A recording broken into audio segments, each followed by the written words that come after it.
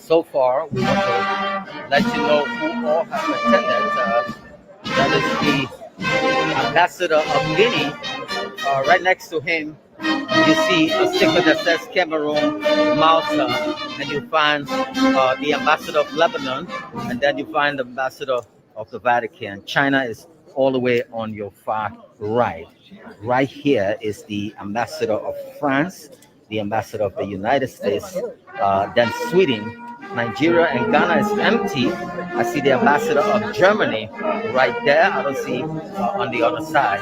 Here is the ambassador of Cuba, the representative and ambassador of Libya, right there also, and then extended on the other side. I think this is the ECOWAS representative, member of the UNRC. You have Zambia is empty. You have Hungary representative, and then right there you have the Philippines and so forth. Other dignitaries that are attending. Other members that are attending, you have the AFL, you have the Inspector General of LMP, you have also NSA Fire Service, and so forth. I see my own friend and brother, the former 102, Honorable A.B.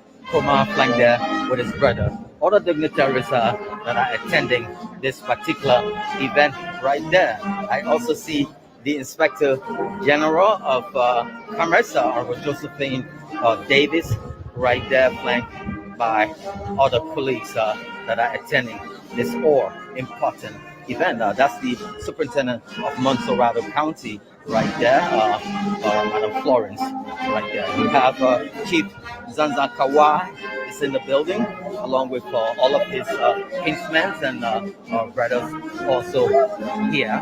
And one good thing you should see is the way the protocol is set up. The protocol is so straight. You find everybody there being getting their max, and they've been served one right there. And earlier we display all of you there. That is the EPA bus, Honorable Wilson Capet, flanked by the former Foreign Minister Weah Finley. That's the LRA bus right there, in the person of Honorable Thomas Dolan, all sitting in there. We were then maybe everybody. It's kind of up there. That's the AFL band playing interlude of music, and you see everybody's kind of asked to what it's in it. Yeah.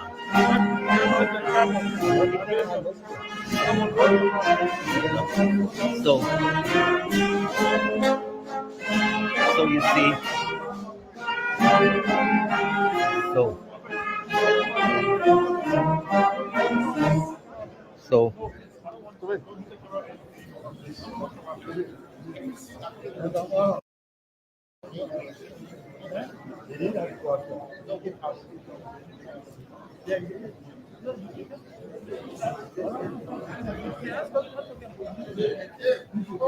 so you see, we're gonna go. Where should put it? So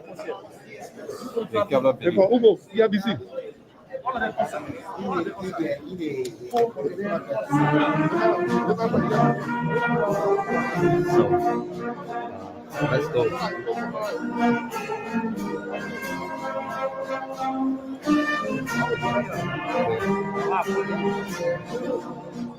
Let me go get some.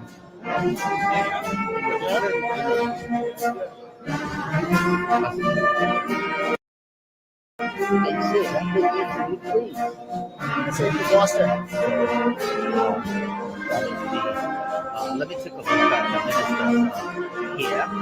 You see the huddling. That is the minister of finance, the minister of foreign affairs, right there. Take a look at them, Honorable McGill. And that's the minister of minister of justice, minister of defense, right there. You have the minister of internal affairs, the minister of health, minister of agriculture, minister of education, Minister of Transport, and so forth. That's my own Honorable Julius Rennie right there, sitting right there behind him. You see the rest of other ministers who are attending this all-important state of the nation address. It is important that you know who all. Take a look at the way the place is set up, so beautifully set up. You see, Ambassador Wallace is a veteran diplomat, someone who has been here for over decades in this particular business. Ambassador Wallace has been doing a flawless job. This is the podium from where the President of the Republic of Liberia is expected to be speaking from. That beautiful, beautiful podium. And what's so beautiful, you see the microphones there are covered, sanitized and so forth. And only the nation's #1 station, that's ELBC, has a microphone right there. And let's hear this lady as she announces. Let's hear her as she announces who's next coming in. And when I move here on my right, you see the speaker, the vice president, and the speaker are expected to sit right at that position. And it is a beautiful, beautiful, beautiful evening. I was told that somewhere around here is where the first lady and other dignitaries, you have the judiciary, the deputy speaker, and members of the first family. You also have Pro Tem and the First Lady of the Republic of Liberia. Special guests are right there where you see the party chairman, Honorable Moba Molu, sitting. And so when the president comes, it is from that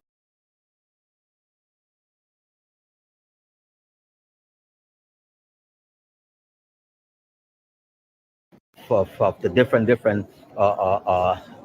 committees. You have a committee on foreign affairs, the executive, the judiciary. You have committee on finance, and then you have rules, order, and administration. You have the committee on defense, health, internal affairs, education, and public, service. And so by the time the president makes his way here, he will greet most of these people. So at times he shakes their hands, and then this is where you have all of these guys will be the members of the House will be sitting, and this is the 5th time they will meet in this section.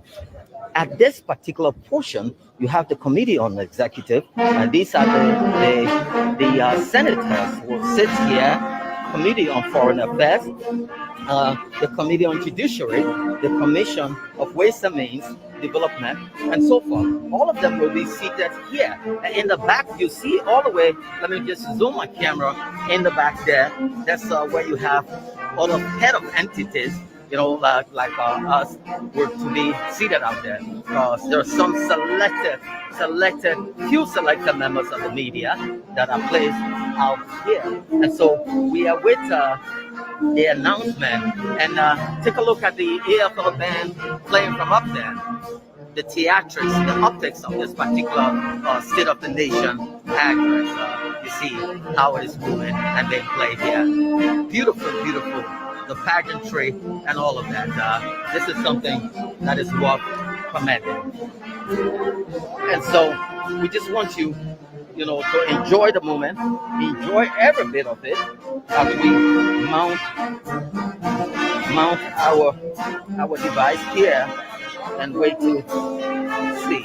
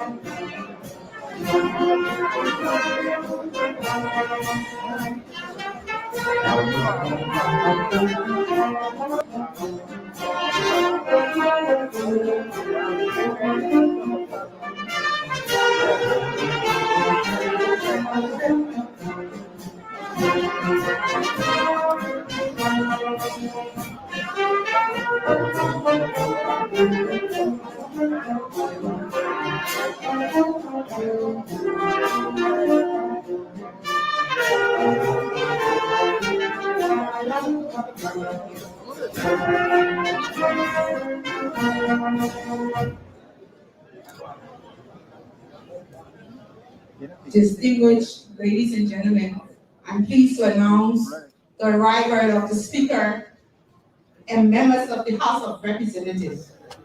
All present, please rise.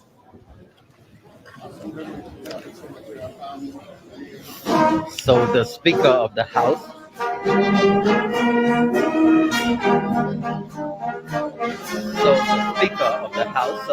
you see that Speaker Buffalo Chimmers right there, making his way. You have Honorable Akaris Gray, he is the head of executive, and you see all of these honorable men are now taking their positions.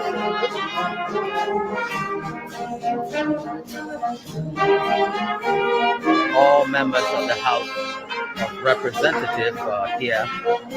You see 103 of them. 103 of them.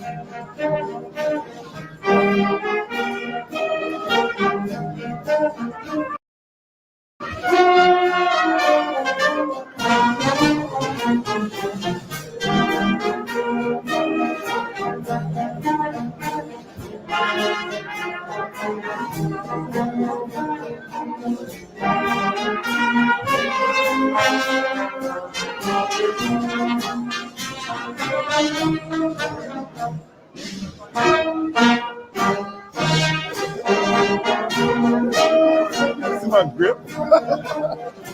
Don't respect me in the place.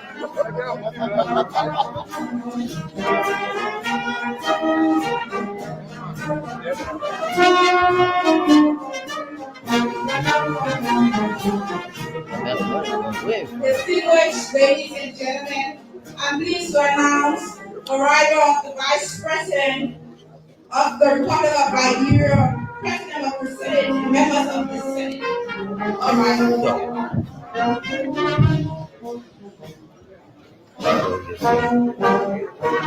That's the Vice President of the Republic of Liberia.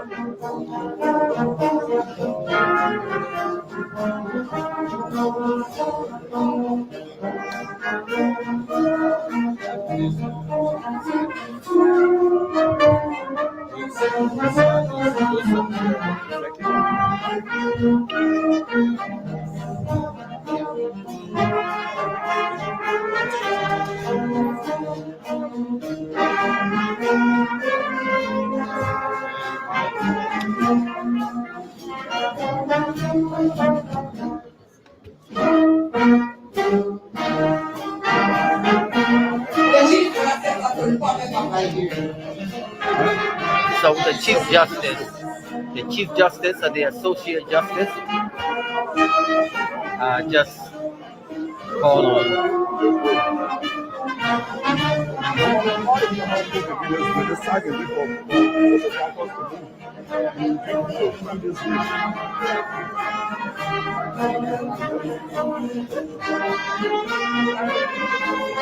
All of them.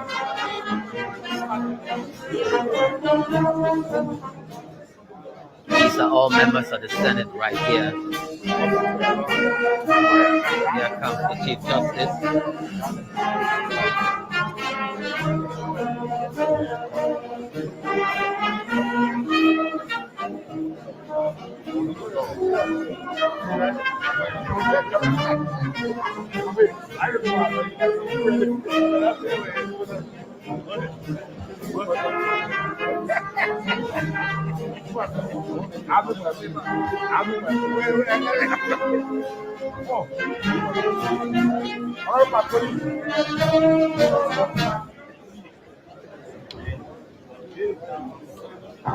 So you find the Chief Justice. This tells you that in a moment from now,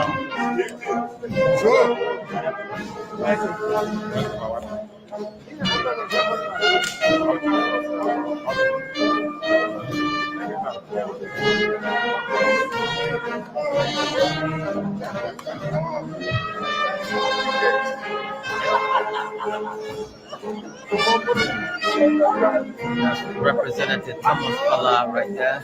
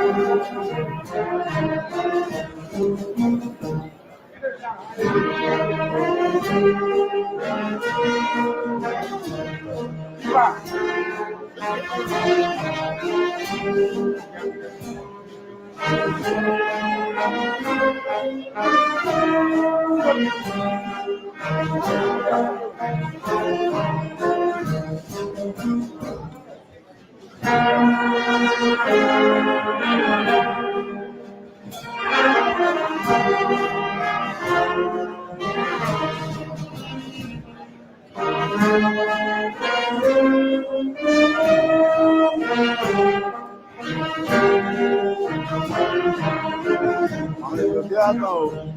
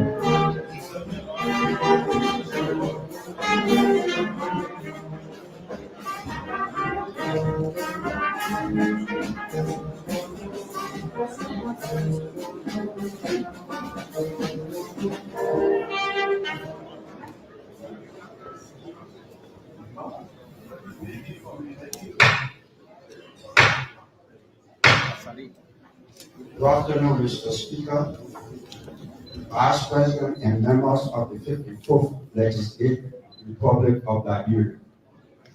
Honorable ladies and gentlemen, I am honored to announce to you the opening of the 5th joint session of the 54th Legislature of the Republic of Liberia for the purpose of the President of the Republic of Liberia to deliver his 5th annual message to the legislature. And now, therefore, this joint session is hereby called to order, and it is hereby so ordered.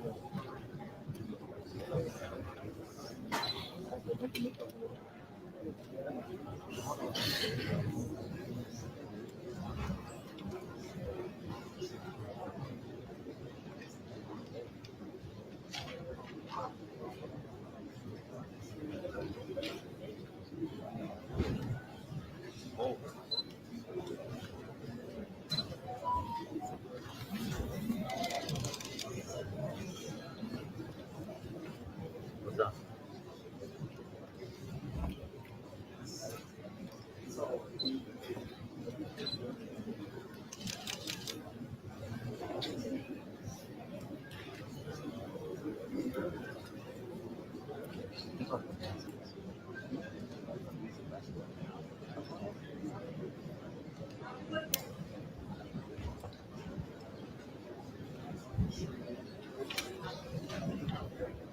We will entertain a motion for the legislature to convene into a joint session.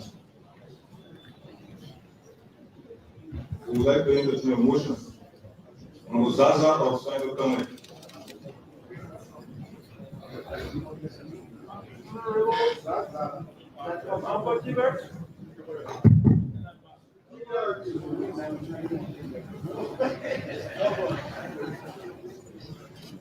Honorable Dr. Bonfort Chambers, Speaker of the House of Representatives, and presiding officer of this joint legislative section, Her Excellency, Chief Dr. Weah, Taylor, Vice President of the Republic of Liberia, and President of the Senate, Honorable Abbott Chair, President Pro Tempore of the Liberian Senate, Honorable Councillor Yolanda Fonati, Deputy Speaker of the House of Representatives, distinguished colleagues of the Liberian Legislature, I, Matthew G. Zaza, representative of District Number 3, Sido County, move, if I can obtain a second, that this legislature convenes into a joint legislative session for the sole purpose of receiving the President of the Republic of Liberia, Dr. George Barnett Weah, Sr., to deliver his annual message, his fifth annual message to the Liberian people in fulfillment of Article 58 of the Constitution. I say, if I can obtain a motion.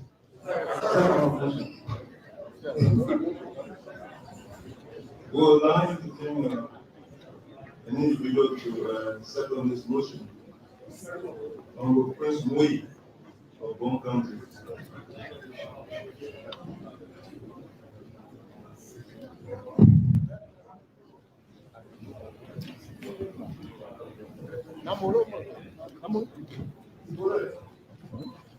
Honorable Speaker, Madam President of the Senate, Honorable Deputy Speaker, Mr. President Pro Tempore of the Liberian Senate, distinguished members of the 54th Legislature, I, Senator Prince Kemumoy of Bon County, do hereby second the motion.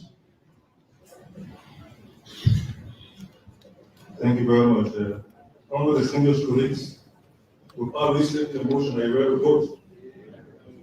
All those in favor of the given by saying yea. Against? Madam Chief Clerk, with the motion being made and we have now convened for this purpose and process, can you now state as to the quorum threshold whether it has been met?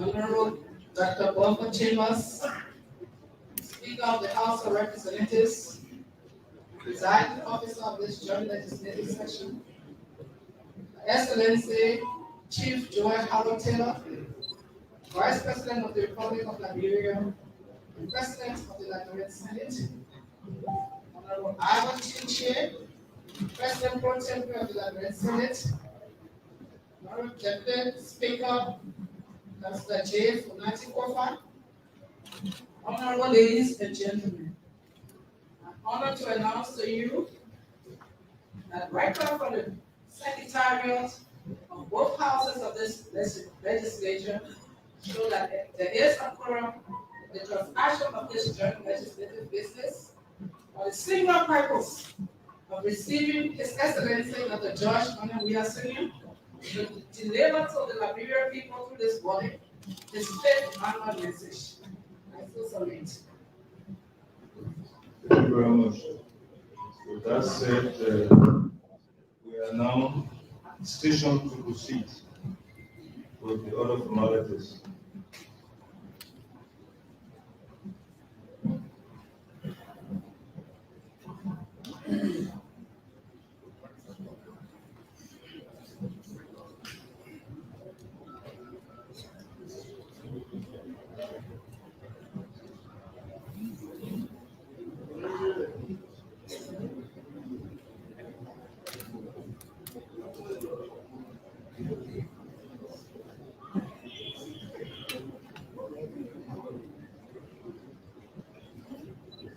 So will the joint committee on executive of the both houses, along with the sergeant at arms, proceed to escort the president in this joint chambers.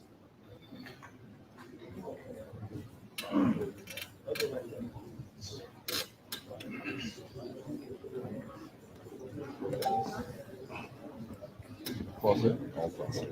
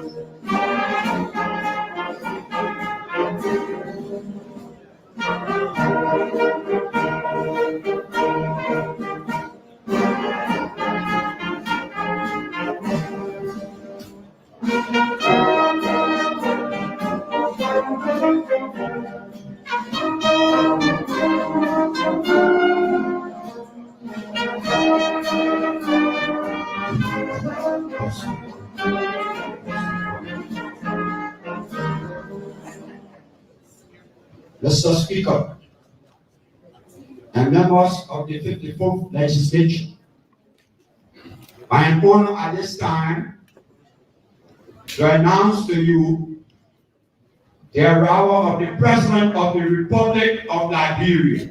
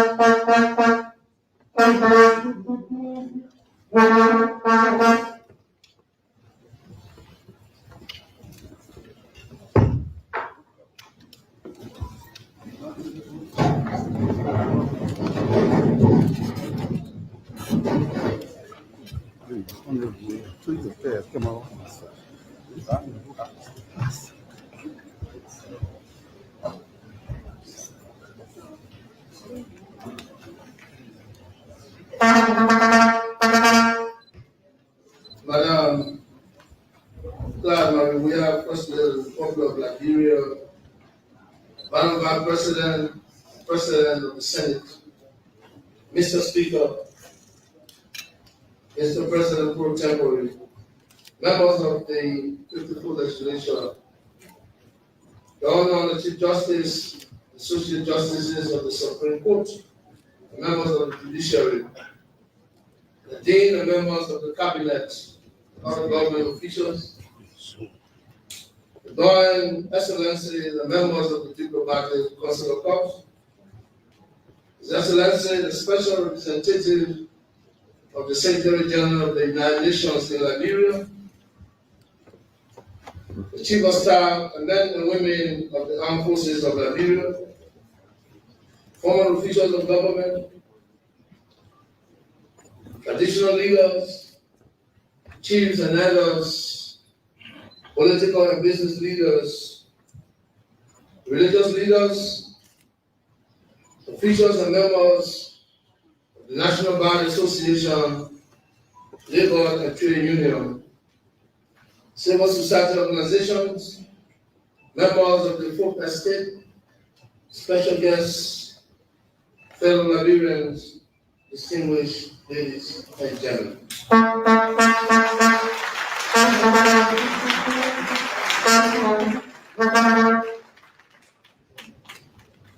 I stand before you today in fulfillment of the duty in accordance with Article 58 of the Constitution of Liberia, which mandates that the President of Liberia on the fourth working Monday in January of each year is to present the legislative program of the administration for the ensuing session and report on the state of the Republic, covering the economic conditions of the nation, including expenditure and income.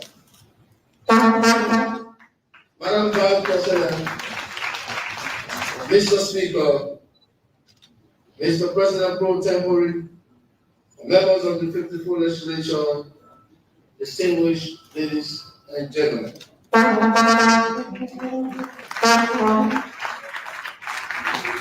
With deep regret and profound sorrow,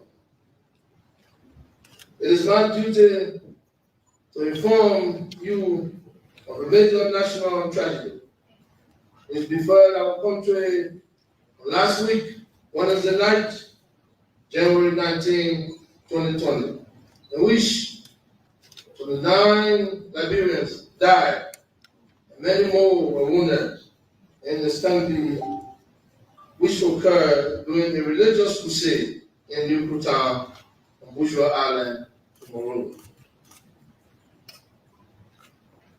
I'm informed by the authorities that those who died included 18 adults, 16 females, including one pregnant woman, and 2 males and 11 children, 6 girls and 5 boys. Of the 15 persons who were seriously wounded, there were 7 children, 8 adults. May I now ask you to rise on your feet and remain standing in remembrance, respect and honor for those who have lost their lives in the terrible disaster. I have declared a 3-day state of national mourning, and I have ordered that the national ensign be flown at half-mast at all public buildings throughout the Republic while the nation mourns. I have also mandated the Liberian National Police to conduct a full-scale, thorough, and speedy investigation to ascertain whether or not there is criminal culpability, and I have met with the religious leaders and pastors of the Christian community to discuss ways to safeguard their congregation at mass events, such as rallies, crusades, in order to prevent reoccurrence of this tragedy. I have also called on the health authorities, including Liberian National Red Cross and the Disaster Management Agency, to assist with treatment and recovery efforts. I have personally visited the scene of the disaster and met with some of the survivors. I have also led an array of officials of government to visit the wounded in the hospital. Let us now convey our deepest sympathy to the families of the bereaved, while expressing our gratitude to all those who provided help to the victims in the immediate aftermath of the stampede. It is worthy to note that the government has received dozens of messages of sympathy and condolences from the leaders and government of many countries and international organizations, all of whom have expressed their solidarity with Liberia in our time of grief. In return, other countries which have recently experienced similar disaster, especially those in our sub-region, have received messages of sympathy and condolences from our government. I now call upon you to observe a moment of silence for all those who lost their lives in this unspeakable tragedy.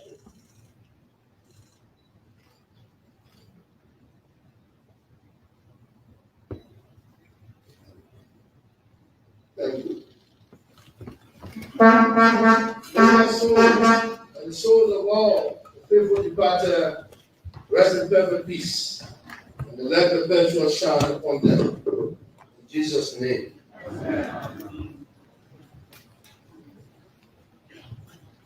Madam Vice President, Mr. Speaker, Mr.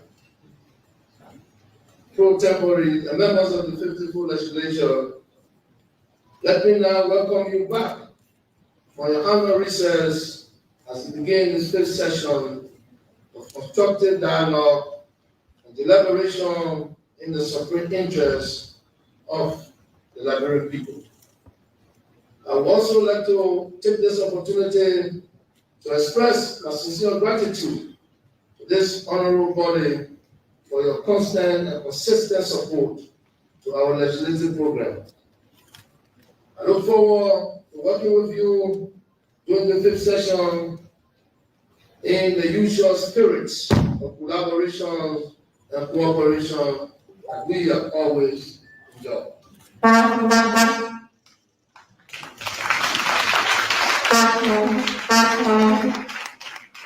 During the period of review, our collaborative efforts have resulted in your passage and subsequent approval by me of 23 pieces of legislation, which include financing agreements, creation of regional universities, and ratifications of international instruments, among others. These laws, most especially the financing agreement, have important implications for the growth and development of the Liberian economy.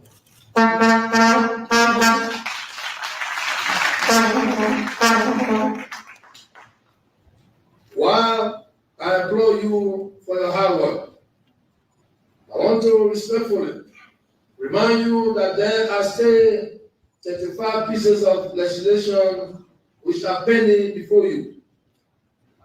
8 of them from your third session of 2020, and 27 of them from your fourth session of 2021. Many of these proposed laws have important significance to strengthen our governance and judicial systems, as well as our relationship within our sub-region.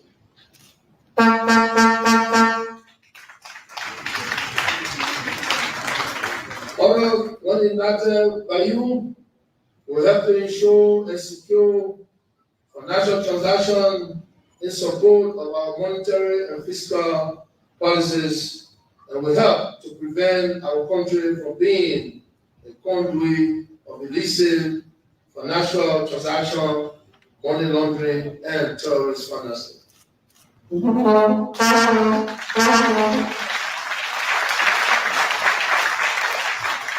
Taken together, these spending bills constitute a major proportion of our legislative agenda for the ensuing year. Although we will be submitting new bills during this fifth session for your further consideration. In the interest of time, a detailed list of the 23 bills passed during your full session, together with the 35 pending bills presently before you, as well as the 3 executive orders signed by me during the period under review, are attached as an appendix to the annual message.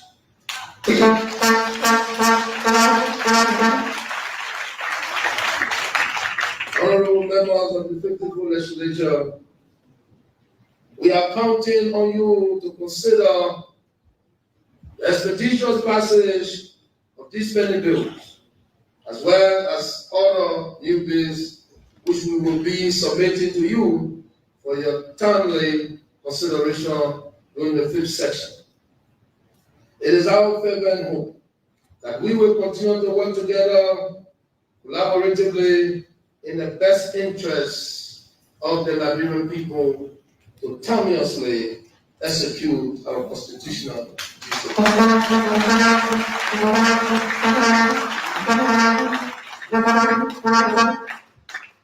Mr. Speaker, 200 years ago, some of our forebears returned to our shores after enduring 4 centuries of bondage and slavery, and helped to found the Republic of Liberia. As I said during my remarks at the Keep Out program held this month on Providence Island to commemorate the day that the settlers landed here, we must redouble our efforts to promote unity amongst all Liberians worldwide and encourage all to make meaningful contributions to the nation-building task of our country. For in union strong, success is sure. We cannot fail.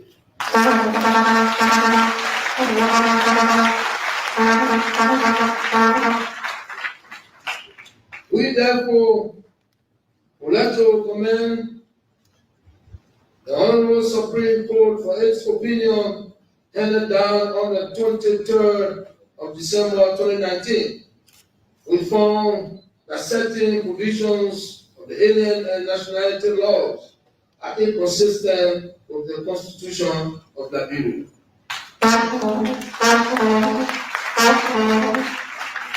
For instance, the current alien and nationality law provides that a natural-born Liberian citizen automatically loses his or her citizenship without any due process of law in the courts in Liberia. Upon taking up citizenship of another country or acting in some capacity for that country. This law undermines our quest for unity amongst all Liberians everywhere.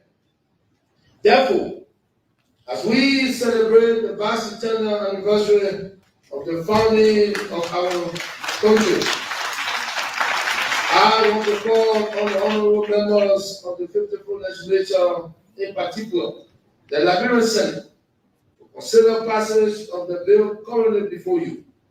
We seek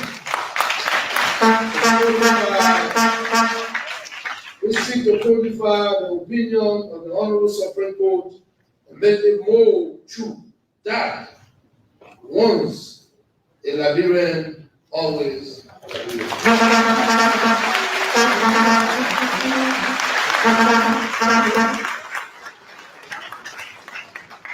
Madam Vice President, Mr. Speaker, Mr. Pro Tempore, and members of the 54th Legislature,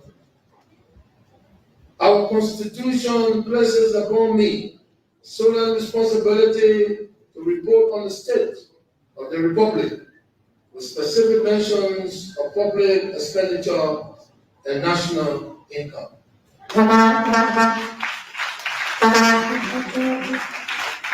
Revenue collection for 2021, including grants, was $646 million United States dollars compared to $653.9 million United States dollars in 2020. This apparent decrease is attributable to more international COVID-related funding that was received in calendar year 2020. This revenue performance was driven by high receipt of tax, non-tax revenues, especially taxes on international trade. Of this amount, domestic taxes was $577 million US, and external resources received from our development partner was $68 million US. The last fiscal year recorded the highest level of domestic revenue performance since the end of the civil conflict.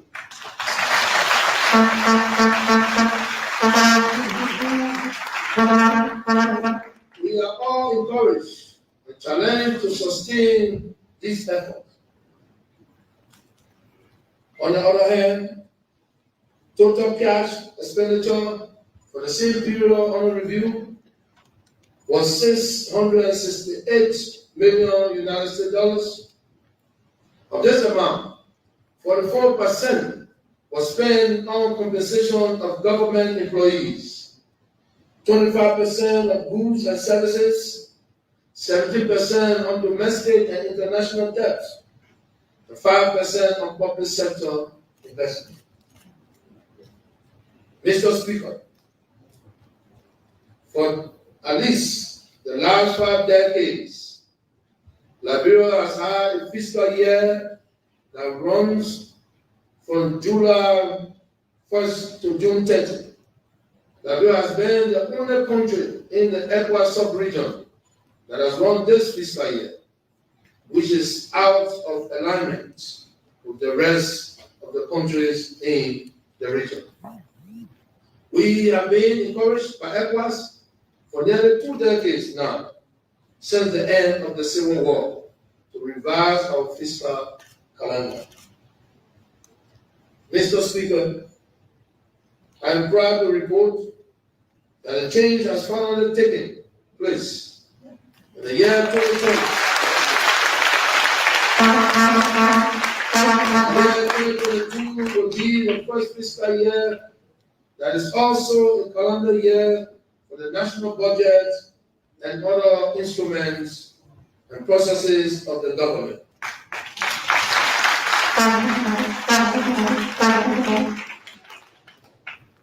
Mr. Speaker, to facilitate this transition, we had to enact a special transitional budget which you approved at $347.9 billion in the year under review.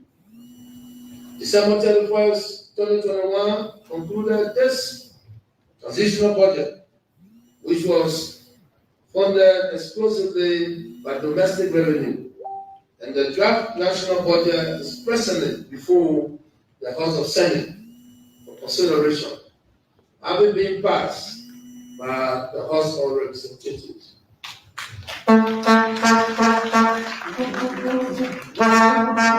Mr. Speaker and members of the 54th Legislature, the 2022 budget was passed by the House at $785.6 billion US. This is the largest national budget in the history of Liberia, and with the support of the National Legislature, we hope to make it the most transformative one.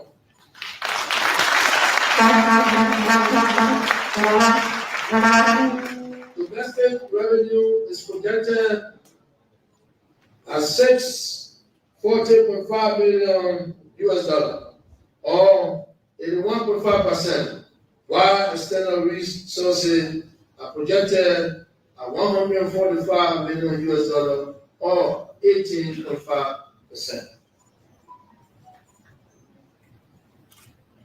We have increased capital spending in the proposed fiscal year 2022 budget. In response to the need for more development, we are putting more resources to solving the many development challenges confronting our people in various sectors. These capital investments will cover roads, electricity, education, national security, health, water and sanitation, transport, and several other sectors.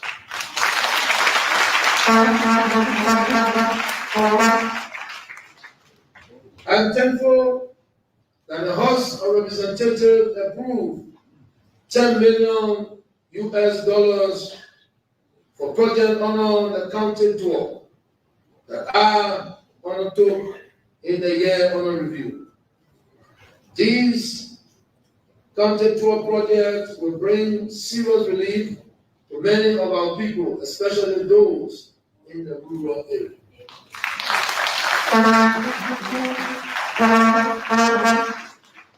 Mr. Speaker, it is very clear that the success of this budget depends on strong revenue measures. It depends on all citizens paying their lawful taxes and doing so in a timely manner. In this regard, the government in 2022 will support even more vigorously the domestic resource mobilization strategy of the Liberian Revenue Authority.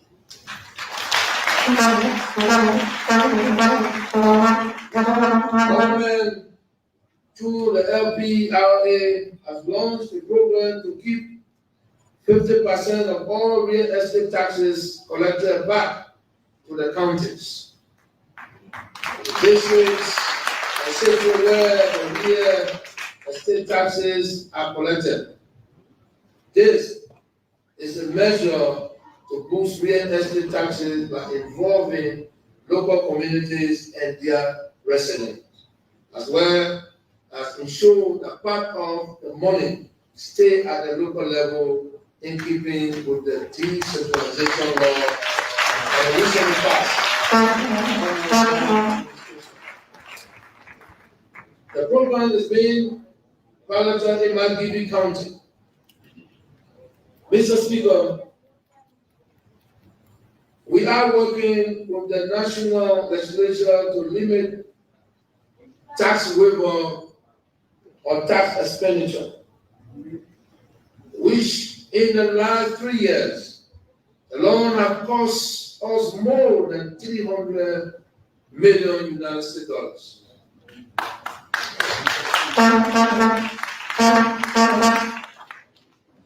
While duty-free privileges and incentives are important to spur development, I believe that as a country, we are being too generous with these instruments and must now become to take more conservative approach.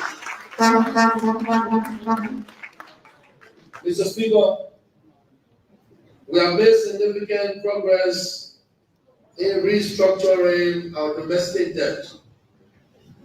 All legacy debts owed the Central Bank of Liberia, including the debt owed to the former National Bank of Liberia, were bundled into a restructured and consolidated loan at the start of the IMF supported program 2 years ago. This restructured loan total $487.5 million US. The government paid an annual interest of $13.9 million US to the Central Bank of Liberia on this loan, and will start to pay principal in the year 2030.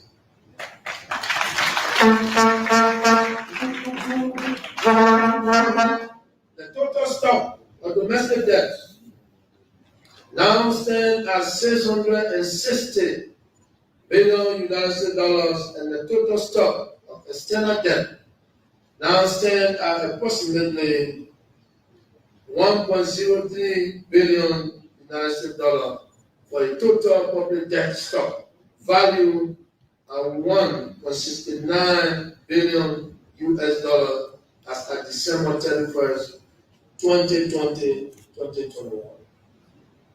The total debt stock grew by 6.29% compared to end December 2020 debt stock of $1.59 billion. And this growth was from disbursement on both external and domestic loans. On both domestic and external debt, the government paid the amount of $83.4 million in debt service. Of this amount, $62.8 million was paid for domestic debt to the Central Bank of Liberia, to commercial banks for treasury bonds, and to other institutions, while $20.6 million was paid to multilateral and bilateral partners.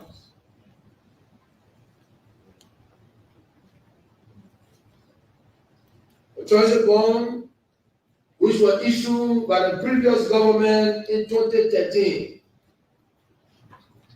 are costing the government more than $6 million in interest annually, just to roll them over to the next period.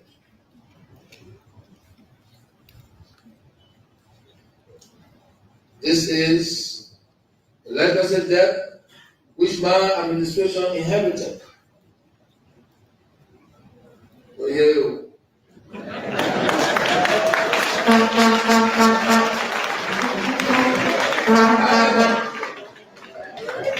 However, in the interest of continuity of government, it is an obligation that we have to pay. Therefore, I am pleased to inform you that working with the IMF, we have allocated $35 million to completely redeem these very expensive treasury bonds.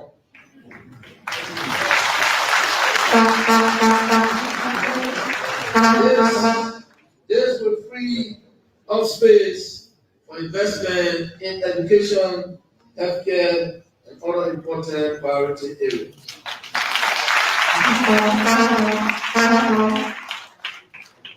Mr. Speaker, we are almost at the point where the audit of the consolidated revenue accounts will be current up to end of fiscal year.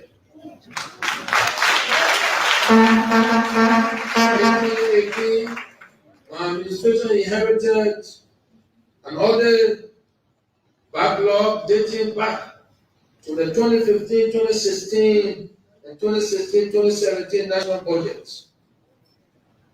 We have worked overtime to conduct these audits and make current the audits of the consolidated revenue accounts. With the completion of the fiscal year 2019-2020 audit, we are making good progress. The General Auditing Commission is presently conducting an independent payroll audit funded by the World Bank and is developing a new framework to ensure better audits and financial reporting that is consistent with the public financial management law.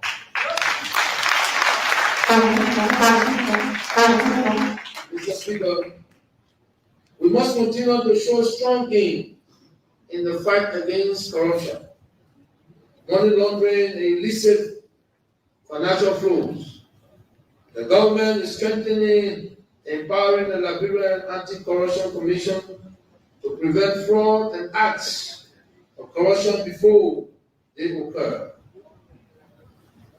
You will be aware that the House has already passed the new LACC Act, giving a broader mandate to the LACC to fight corruption. It is my hope that in the supreme interest of the Liberian people, the Senate will soon occur.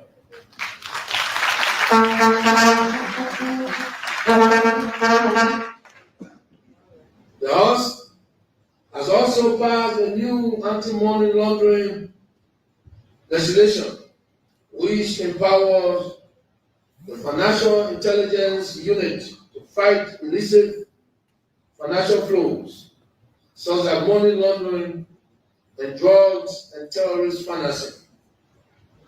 We will spare no effort to bring Liberia within international compliance in the fight against corruption and illicit financial flows.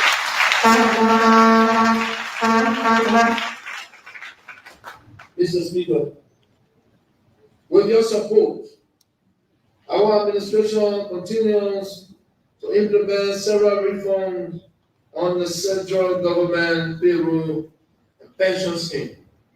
For example, we have successfully placed all government workers on a biometric ID, reduced non-contributory pension scheme from about 7,000 pensioners in 2017 to about 6,000 pensioners to date. Expanded social security coverage and increased social security contribution by 300% in some instances.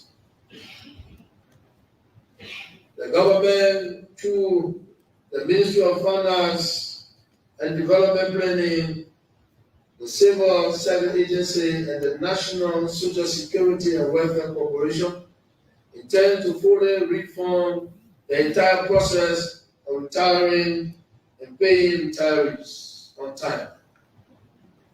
In this regard, I am hereby admonishing all relevant entities to accelerate their work and complete the reform by the middle of this year. At the completion of this exercise, workers who retire today must receive their money the following month.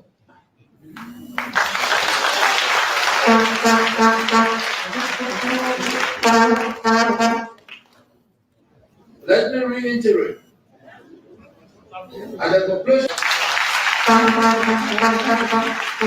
will be looking to announce this to the nation in my 2023 annual message. Mr. Speaker, Liberia recently completed its third review under the IMF External Credit Facility.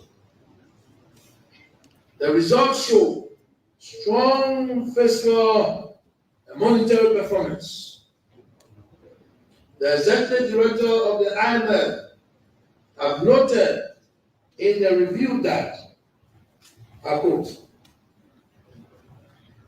the Liberian economy is on track to rebound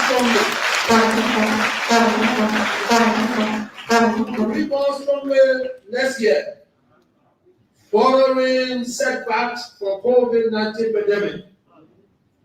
The medium-term outlook is favorable, and the authorities are committed to a steadfast implementation of their macroeconomic stabilization and structural reform program.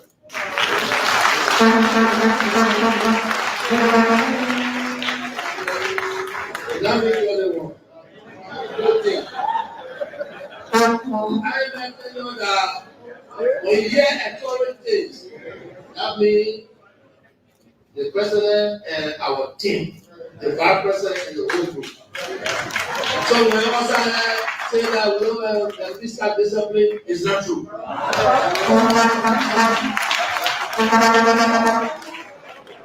Mr. Speaker,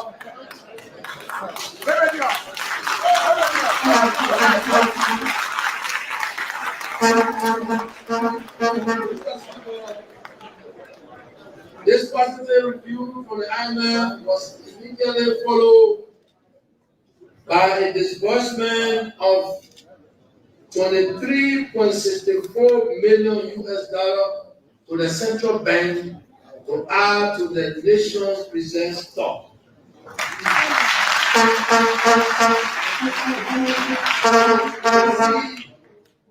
They pay for good governance and good fiscal policy. So, our hardware, where we the people something.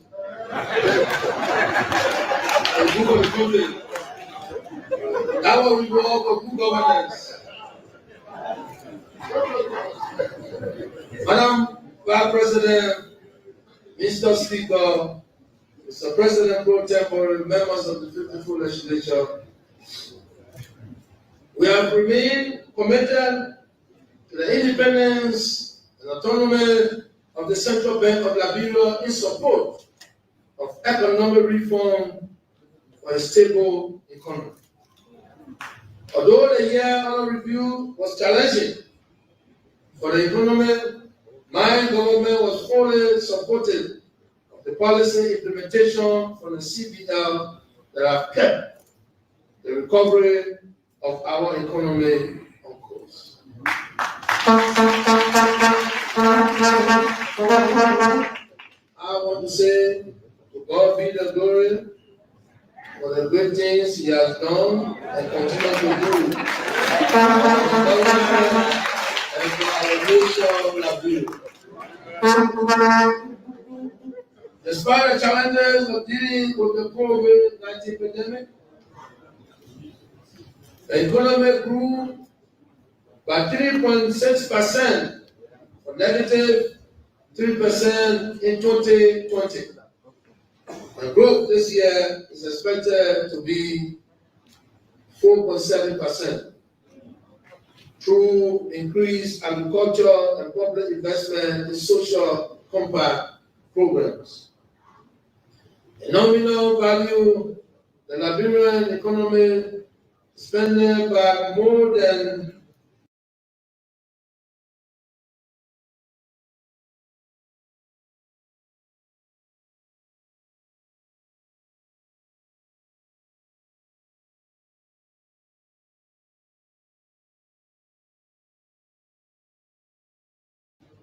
$300 million in 2021 to more than $600 million, representing more than 4 months of imports of goods and services in compliance with the ECOWAS convergence target. Mr. Speaker, in our effort to extend the visibility of the Central Bank of Liberia beyond Monrovia, the bank completed the construction of the modern cash hub in Weah, County, to provide more financial services for our people outside Monrovia, which was dedicated by me last month. The bank is planning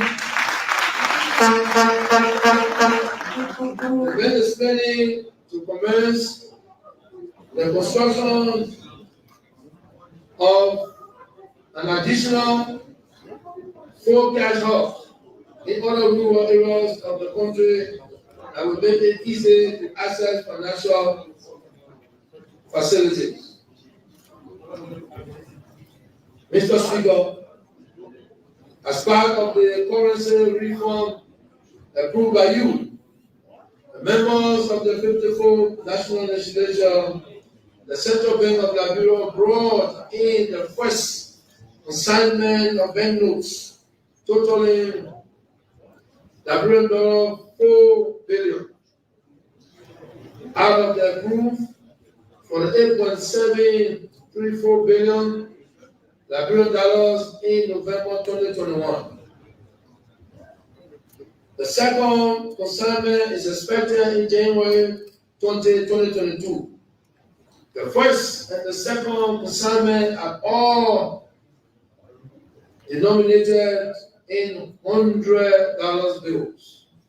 only intended to respond to the liquidity demands in December of last year and to commence the replacement of mutilated banknotes respectively.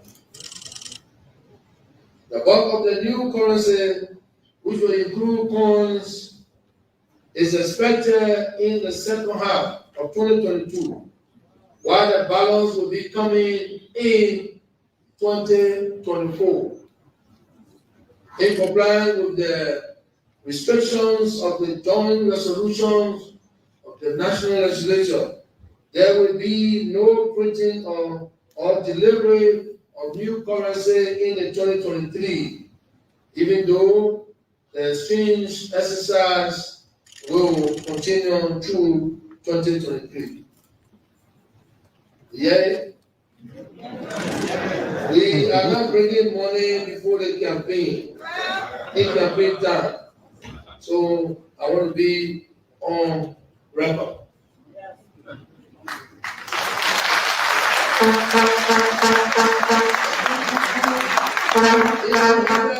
transparency and credibility, the Central Bank of Liberia has ensured that the process is inclusive of our national legislation, media community, the Liberia Marketing Association, the Liberia Business Association, traditional elders, and youth, as well as our international partners, including the IMF and the Pro through the UC.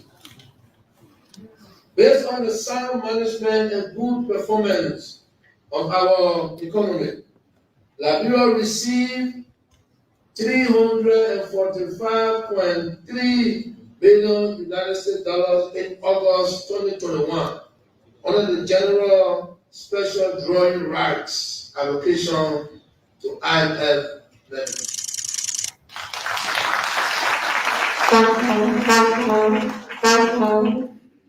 Madam Vice President, Mr. Speaker, Mr. President pro tempore, and members of the 54th legislature, distinguished ladies and gentlemen, I have now concluded the mandatory reporting requirement for the annual message, as stipulated in Article 58 of the Liberian Constitution, which require me to provide details of national income and public expenditure for the previous year, as well as my legislative agenda for the ensuing year, and to comment on the economic conditions of the Republic and the state of the nation.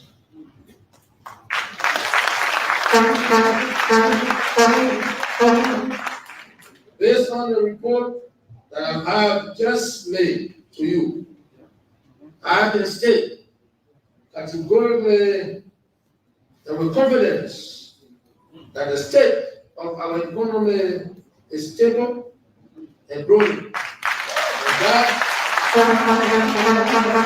the state of the nation is peaceful and strong.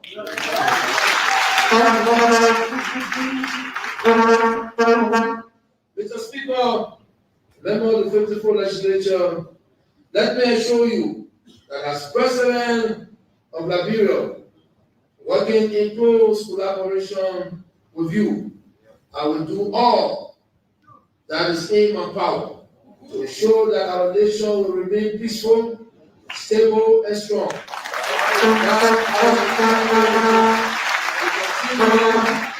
On the trajectory of sustainable growth and development. Together, we can and will succeed.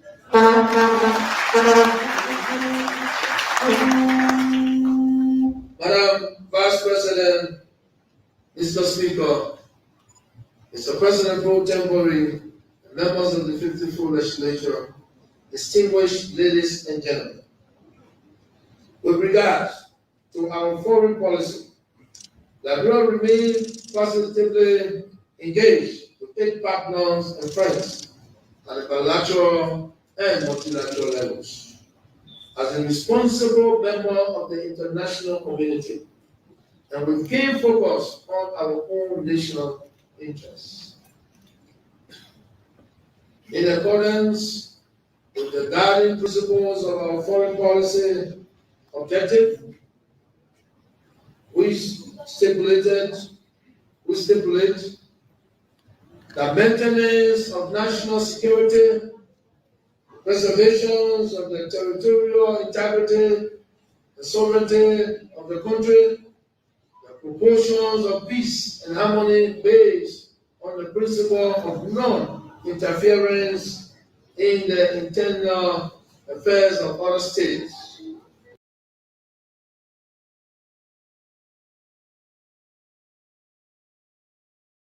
And the proportion of unity in the international community based on the values of bilateral democracy.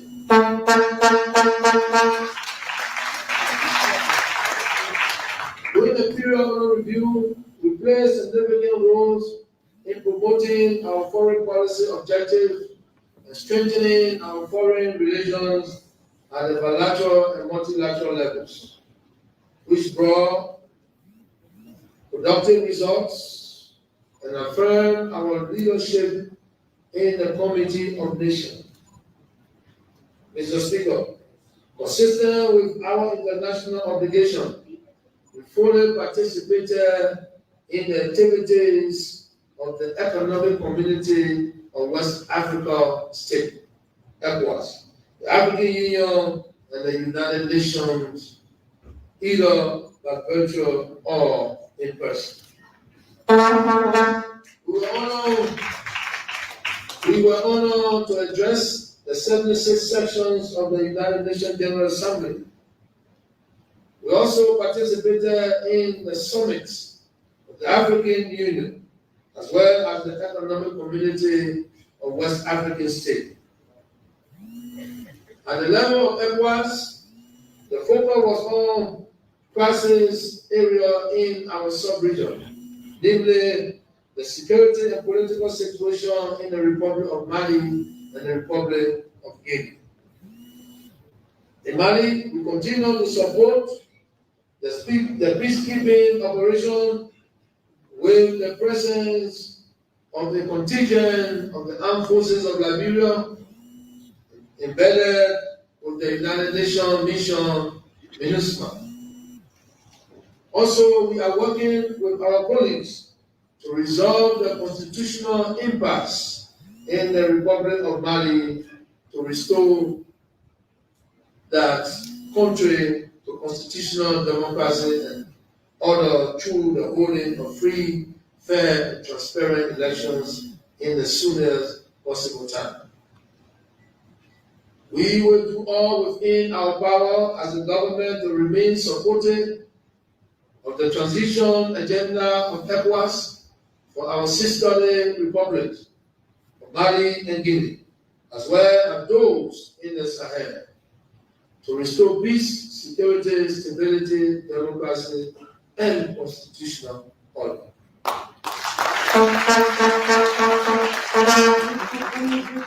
During the reporting period, we actively engaged our partners and friends an endeavor that strengthened our friendly and cordial relations, as well as produce mutually beneficial results for us all. Mr. Speaker, most notable among the many achievements we made in pursuit of our international policy relations were the following. We participated in the Generation Equality Forum convened in Paris, France in June and the reporting year. We also attended and addressed the 26th UN Climate Conference, COP26, which was convened in Glasgow, United Kingdom of Great Britain and Northern Ireland, where we made a proposal for the establishment of a new African carbon credit exchange.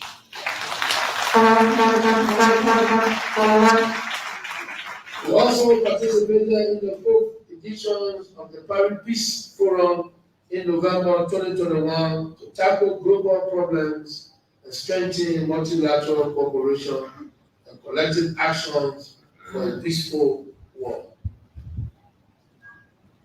While also in Paris, we attended an occasion marking the 75th anniversary of the United Nations Educational, Scientific and Cultural Organization, UNESCO, and addressed the 41st session of the high-level segment of the General Conference.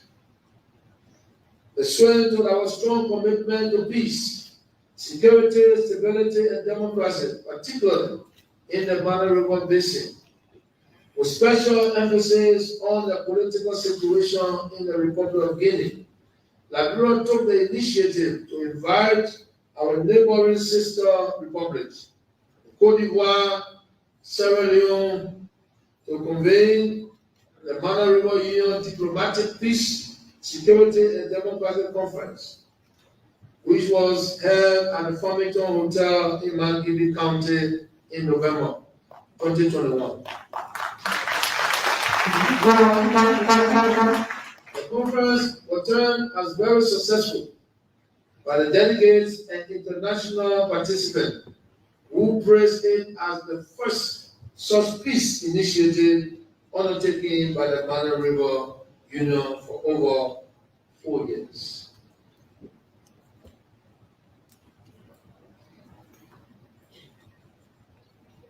Consequently, in the keeping with the decision taken at the MRU Farmington Conference, the Liberia government led a joint MRU diplomatic peace, security and democracy mission to the Republic of Guinea. Immediately after the visit of this joint MRU mission to the Republic of Guinea in early December 2021, the delegation from Guinea visited Sierra Leone and Liberia, and I met with them when they arrived in Morocco. We are following the situation in Guinea very carefully, and we work with them as a neighbor, a sister state, to help them to restore democracy and constitutional order in the shortest possible time. While at the same time having due regard for the economic, political, and security stability in the Ghana River Union sub-region. Mr. Speaker,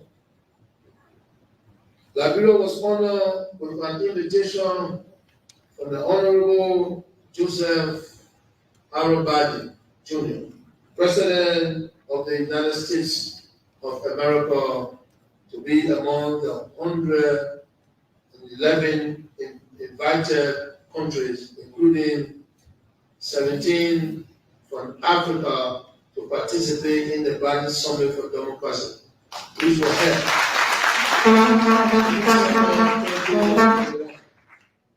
in Liberia's pledge at the Bali Summit for Democracy. We reiterated our government unflinching commitment and support to defending democracy against authoritarianism, fighting corruption, and promoting human rights and good governance. They declared that it is only when democracy is strengthened and defended against dictatorship and authoritarianism, fighting corruption, and promoting human rights, that the global political system, including that of Liberia, can be conducive to sustain peace, adhere to the rule of law, uphold freedom of speech, stability, and development.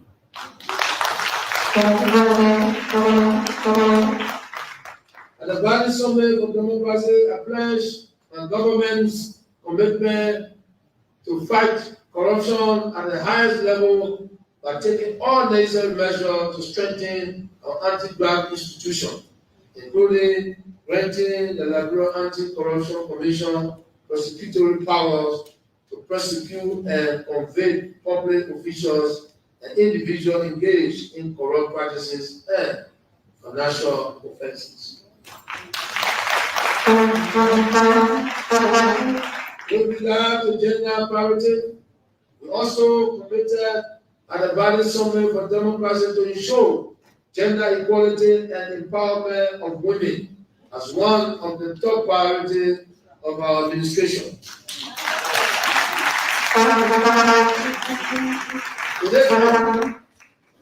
To this end, we are sure that our government is fully committed to freeness, fairness, transparency, and accountability in elections, funding, budgetary, and processes.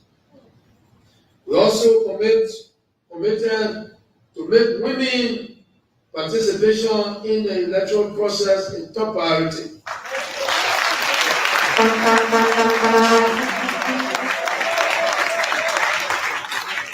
This means we will continue to support openness for more women to contest seats and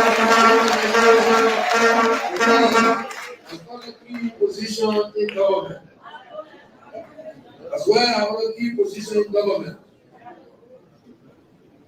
We wish to renew our profound thanks and appreciation to the Honorable Joseph R. Biden Jr., President of the United States of America, and the government and people of the United States for the invitation extended to me and the Republic of Liberia to participate in the Bali Summit.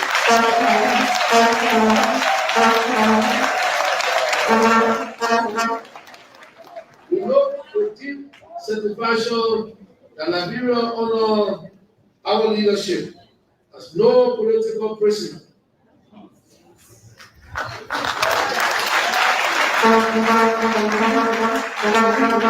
Mr. Speaker, we note with deep satisfaction that Liberia honor our leadership as no political prisoner. The government has done its best to respect and protect the rights of our citizens and residents, and to strengthen constitutional democracy, accountability, transparency, and the rule of law under a strong and independent judiciary.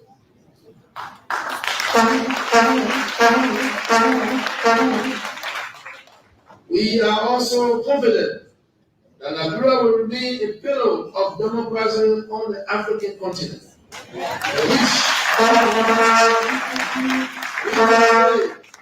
our willingness to remain a part of the global coalition in defense of democracy in the world.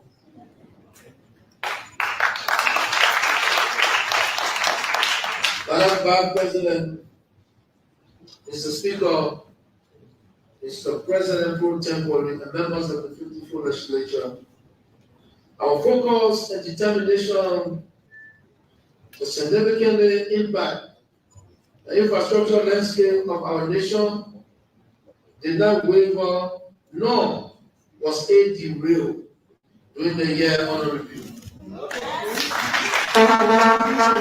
Despite the continuing challenges of the sector due to the negative effects of the COVID-19 pandemic on our economy, the government made great strides to deliver on its commitment to the people of Liberia for the pavement of primary and community roads, the pavement and maintenance of streets in our county capital, and the connection of all counties by paved roads.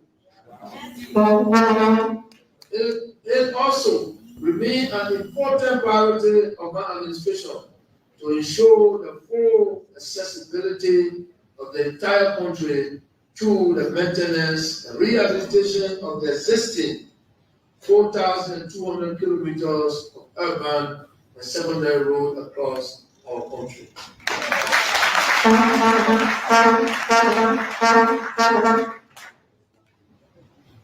By improving roads connectivity throughout the country, business economic activity will increase due to the free movement of goods and services.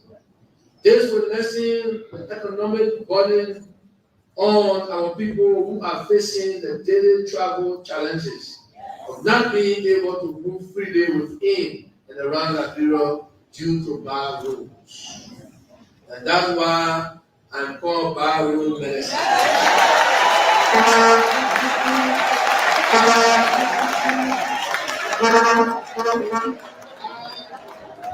My government and our international partner, we are committed to fight any battle.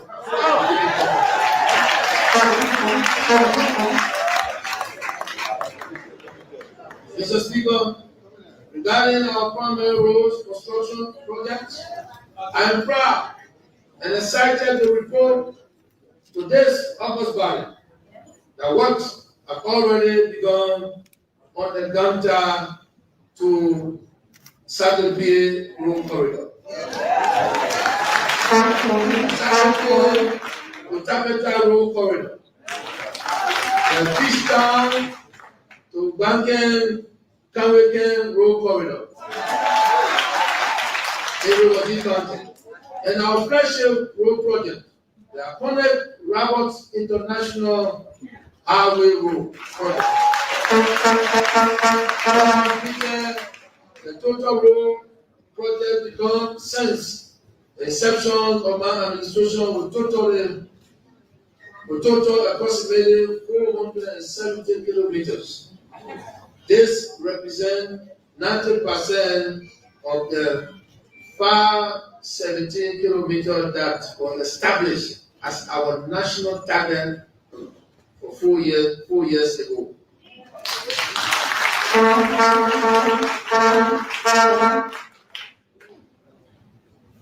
During my annual message last year, I told you that these roads will be built. Today, I can proudly answer.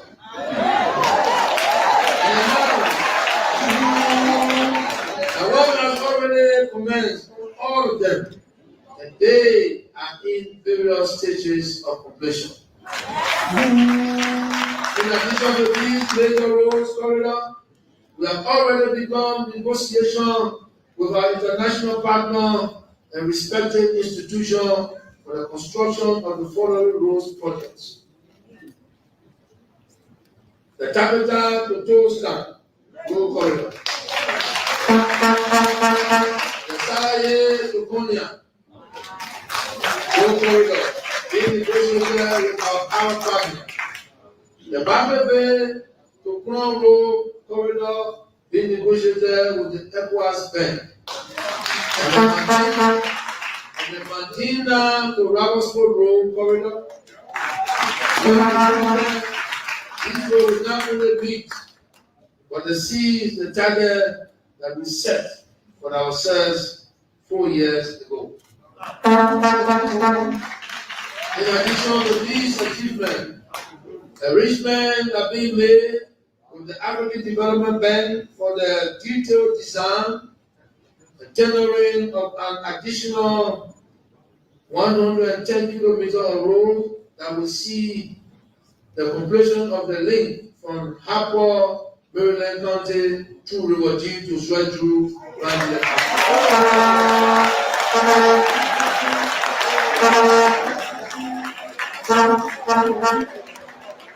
This will address the massive road challenges being experienced by our people in the southeast. I am also pleased to inform you that the pavement of the road from Harper to Fishtown has not been completed. And the Fishtown to Banke Kawike section of this corridor has already been contracted out. We wish to assure you that during my annual message in 2023, I will be able to report that significant progress has been made on each of these road projects. Mr. Speaker, we hereby wish to acknowledge the support and commitment of our international partners, who remain unwavering in their support of our national development agenda. In this regard,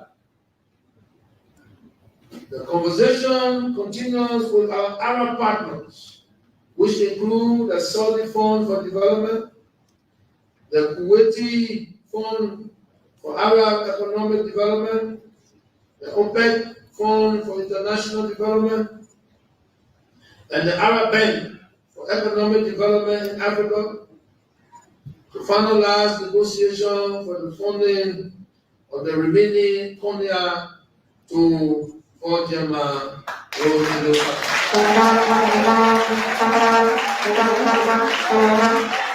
It is also important to mention that studies are currently ongoing on the Ojema to Ledikoma Road corridor and the funding of the corridor by the African Development Bank. Paving is currently ongoing on the Banga to Salaye Road corridor. What's on the Banga to Yekipa Road project is also ongoing. And a total of about 20 kilometers have already been completed during the year under review.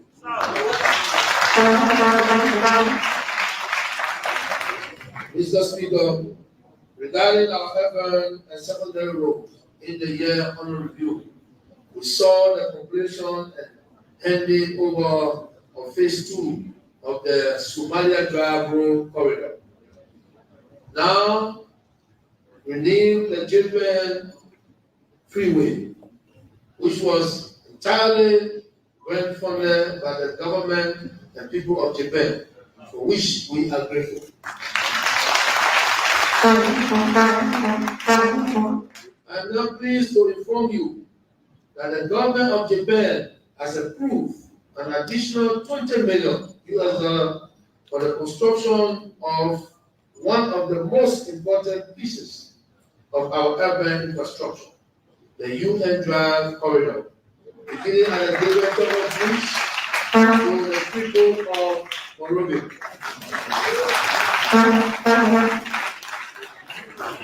This will further open the gateway to trade and commerce in Monrovia and impact the lives of over 2 million Liberians that use this particular road corridor.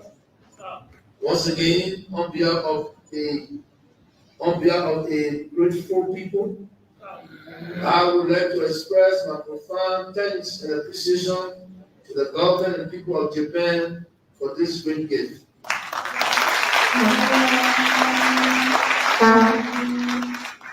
Meanwhile, even as we appreciate our partners for funding the rehabilitation of this first phase of the UN Drive Road, my administration has also taken steps to address the challenges on the rest of the UN Drive Road corridor. We have provided funding through our own national budget for the upgrade and paving of the remaining 6.5 kilometers of the UN Drive that runs from the free port of Monrovia to the St. Paul Bridge.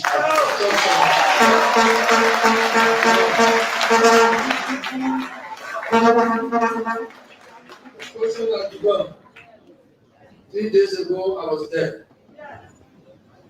Mr. Speaker, I am pleased to inform you that a memorandum of understanding has been signed with the People's Republic of China for the implementation of the 2 overhead bridges at the SPB.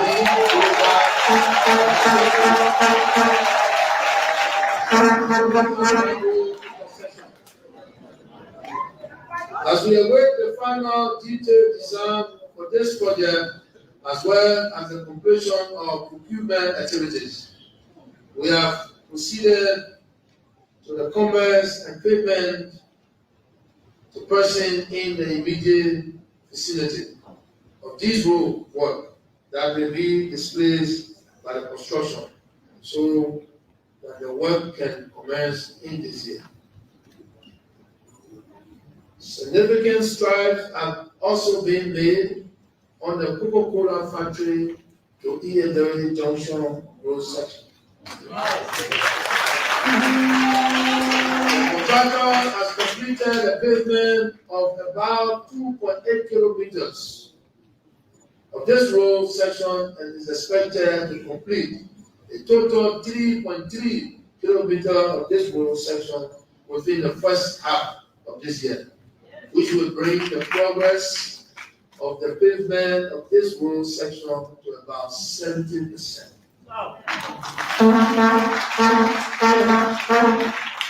The discussion for the design and construction of the Excellency Boulevard to 12th Street Road and Bridge project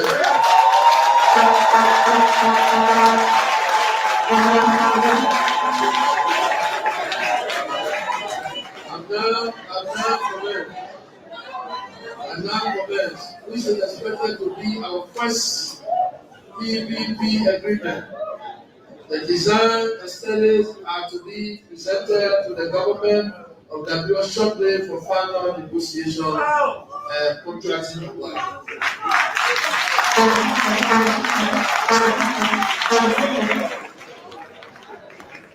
Mr. Speaker, government has brought relief and joy to the people of Johnsonville.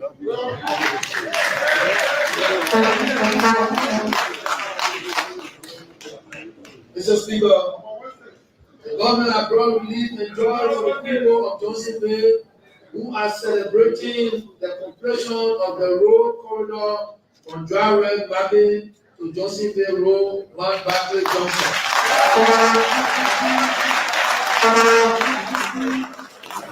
Agency memos, the Quadland Road corridor is currently at 75% completion. The Broadway Iron Gate to Banjo Road, Sophie Locale Hospital, and the ABC Road are all over 90% completed. The Tiga Village, the Telecom Road, the Boca Mission Road, the Buchanan Fairground Road, and the Simapa Road are all in final stage of construction.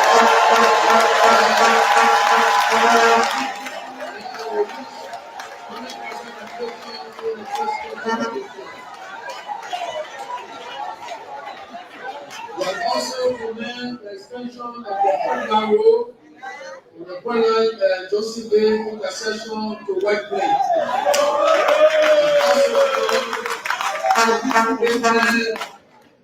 The pavement of the Omega Market Road. Studies are currently on the way for the construction of the Tinko Village Community to Tupo Road project. What are expected to start within the fiscal period, which when completed will bring welcome relief to the current road users on the RRA road corridor.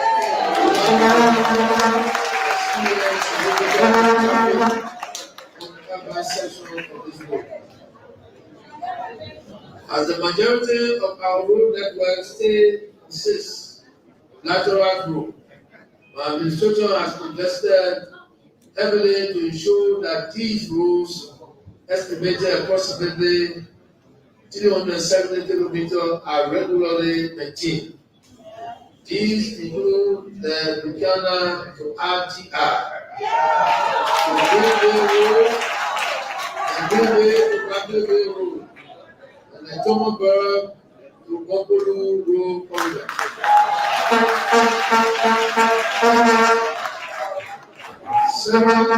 Several of our aging infrastructure, particularly bridges, are requiring maintenance.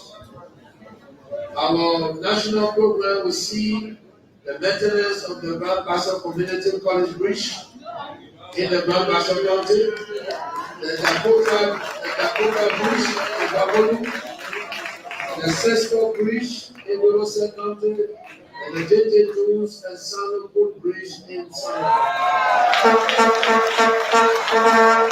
The government also collaborated with the Firestone Rubber Plantation for the construction of the Tugu River Bridge in Mangibi County, which is now 100% complete.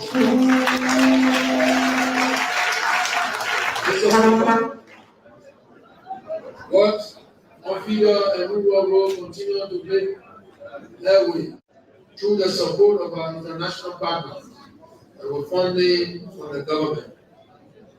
In this regard, the period under review saw the completion of 77 kilometers of feeder roads funded by our Swedish partner under the LIBERIA Swedish Feeder Road Rehabilitation Project. Under the Feeder Road program, the government completed a total of 122.30 kilometers of farm to market road. Additionally, 72.50 kilometers are pending procurement to be rehabilitated in Nimba, Lofa, Bon, and Mangi.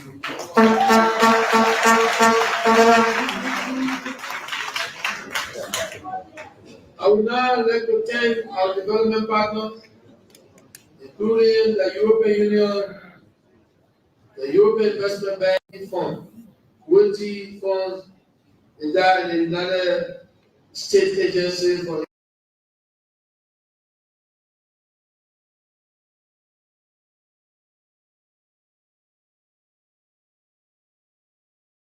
International Development, the USAID, the Japanese government, the JICA, the Swedish government, the Chinese government, and its Chinese aid program, the Norwegian government, the Indian government, and most especially the African Development Bank.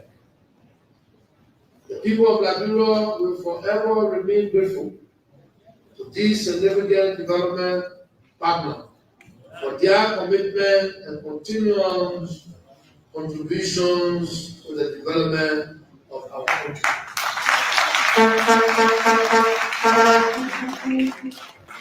Mr. Speaker, the infrastructure needs of our country go beyond mere roads. Although they remain our most pressing priority, my administration is also focused on improving safety, security, livelihood, and community development through engaging in other developmental projects, including our street lighting projects, public market facility, drainage, and flood-resistant structures, community infrastructure such as youth centers, and the construction of public buildings.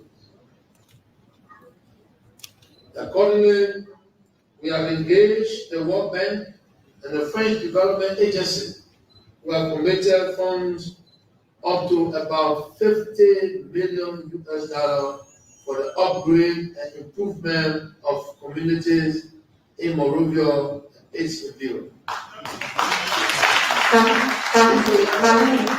construction of drainage and flood-resistant structure as well as water and community infrastructure.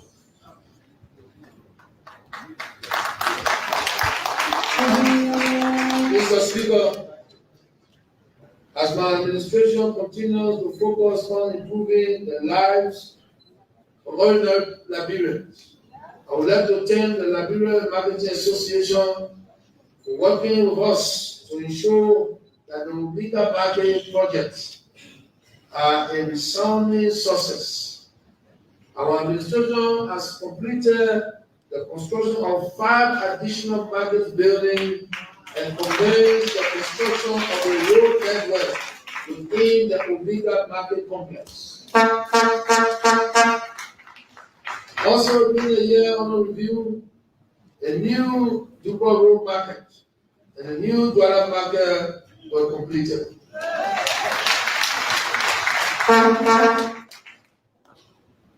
Mr. Speaker, the streets of Monrovia have been in darkness for many years, a situation which has led to a reduction in commercial activity at night. The proliferations of crimes and general insecurity of many our citizens who travel across and work in the cities at night.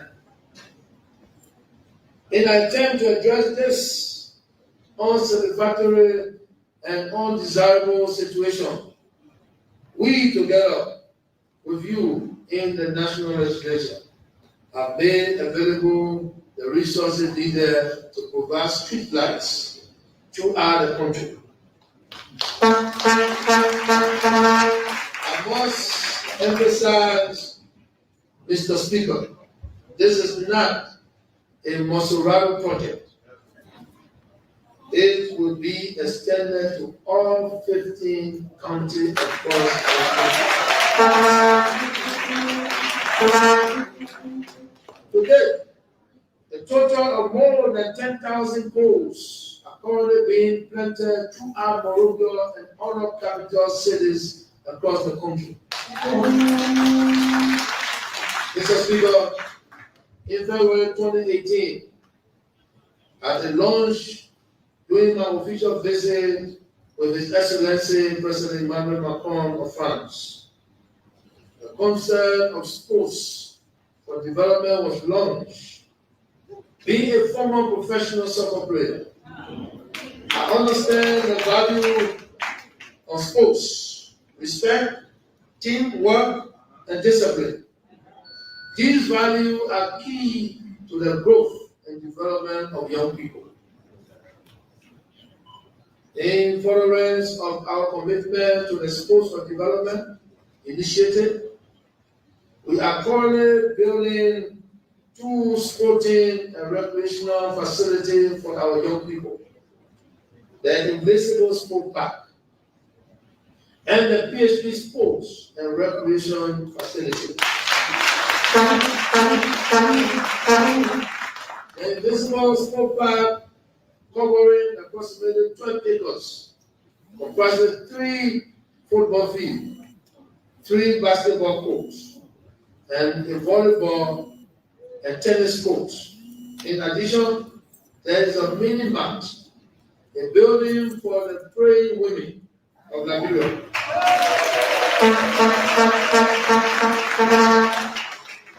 A children's playground, and green spaces for lecture and relaxation, as well as a parking lot.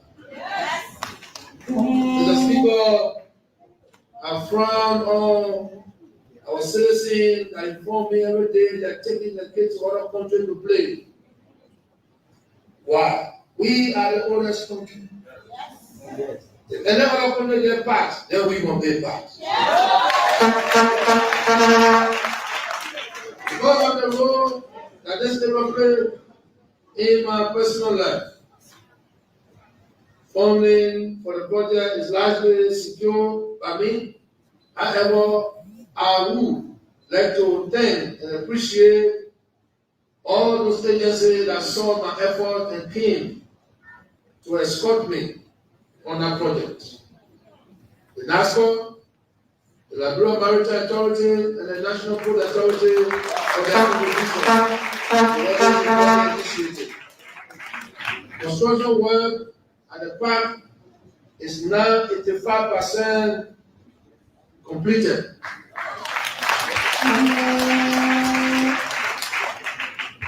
Mr. Speaker, I told the Liberian people that in 4 months I was going to finish with a visible park.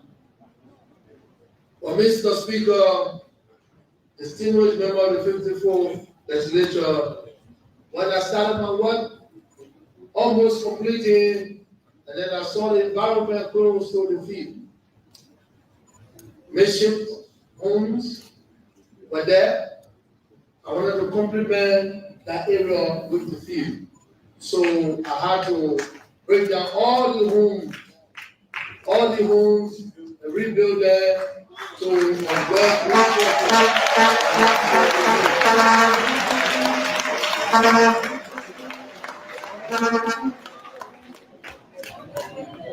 the contribution towards the important initiative, construction work at the park is 85% completed. Soon they will be dedicated and open to the general public. We will not run for Liberia because of children playing. They get from playground, they charge other country. Keep the money here in our economy and let the children play free. Mr. Speaker, construction work at the PHP Sports and Recreation Center has started. It should be completed in a year. The project was inspired by an outdoor gymnasium that I have seen in Dakar, Senegal, on the beach. The cover approximately 10 acres of land along the shores of PHP. It comprises 2 million football field, 2 million basketball courts, 2 beach volleyball courts, the 4 outdoor gymnasium, a children playground, an administrative building, food courts, toilets, and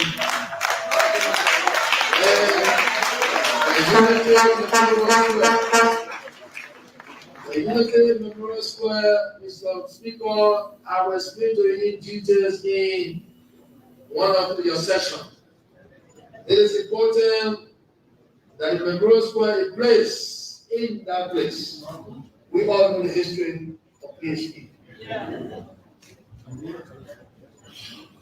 It is mostly funded by the Abu Dhabi Fund for Development through the UAE government.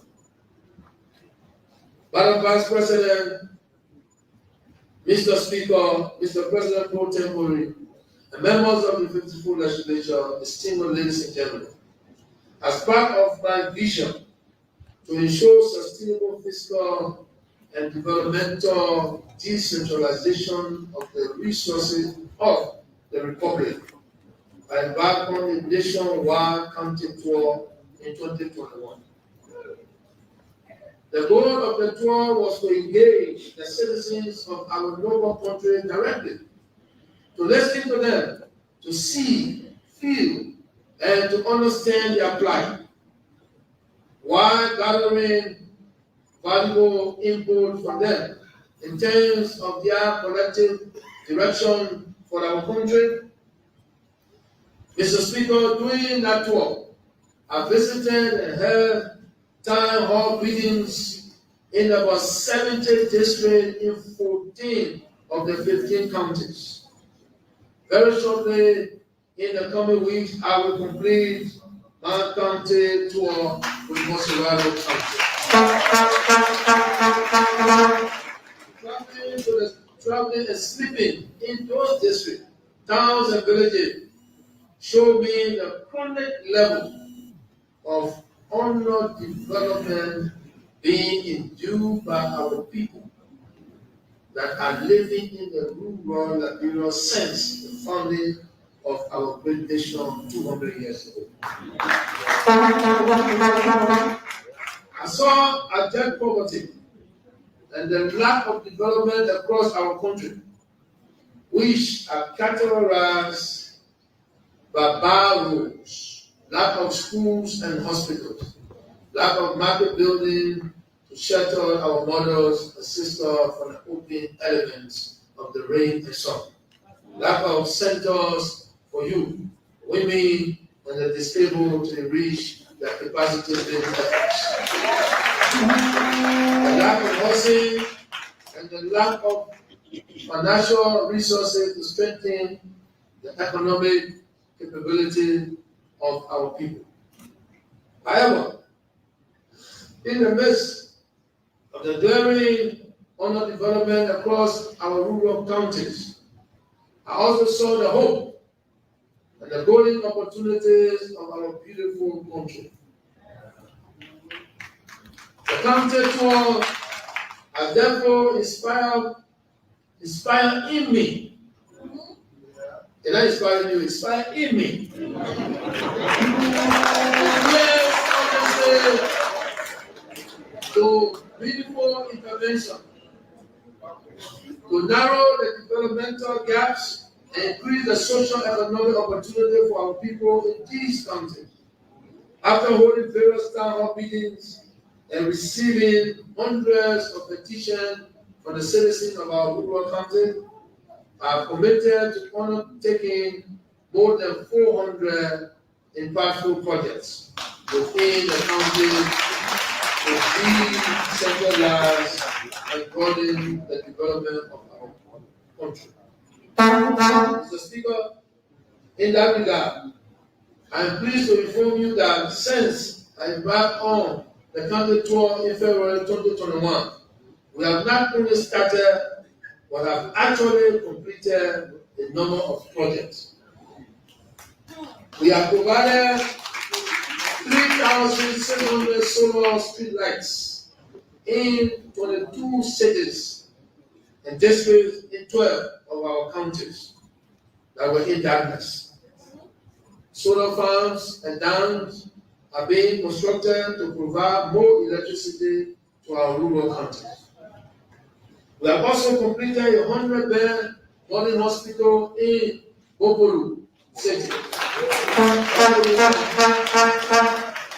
another 100-bed hospital in Badie, Riverside County. Other clinics are being constructed around the country to modernize and enhance our healthcare delivery system. In 2021, I authorized the disbursement of $2 million under the LIBERIA Agency for Community Empowerment list to kickstart about 17 projects. I also authorized funding to the Ministry of Public Works to begin the pavement of roads, construction of bridges, and the layout of major city streets within our rural counties. To support our farmer, $16 million was allocated to our development partners to our local farmers.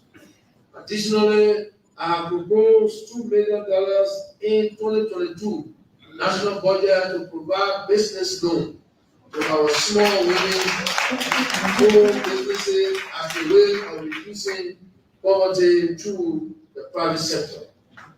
I will also be submitting a bill to you this year to enact this business loan scheme into law for its sustainability. Mr. Speaker, our country is stronger when we are all stronger together. No one should be left behind in terms of development.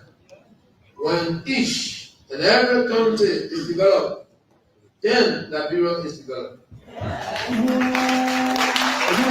Exploiting every opportunity to enhance our country's development must be a collective effort from all Liberians, irrespective of our political, religious, and social differences.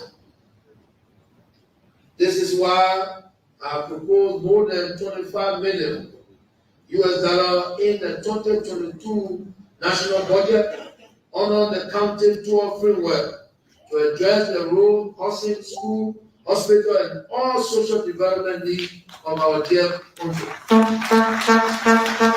Especially the rural counties. This consists of $10 million to directly support county tour projects.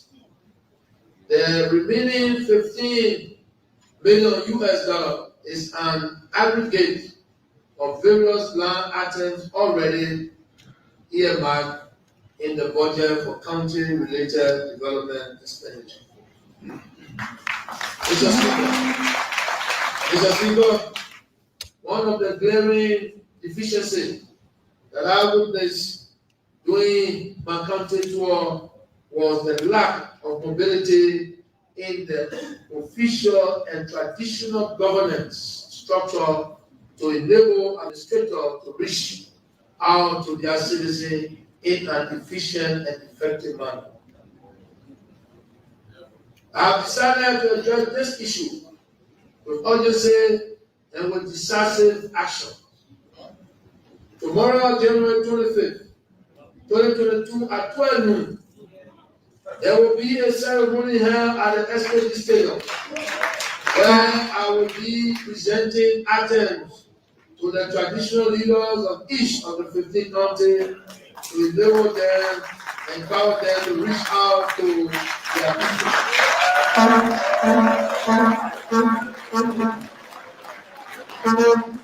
These items consist of the following vehicles and motorbikes.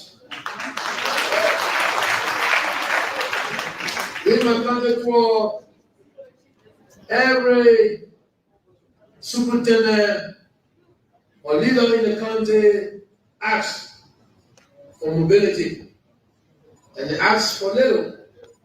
Imagine they ask for 3 bikes to move around to do our work.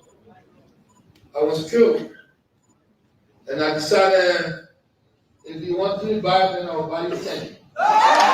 And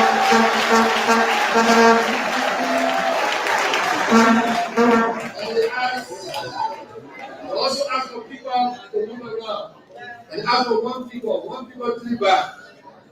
And I told them, I will give you each county 10 bags for 2 people.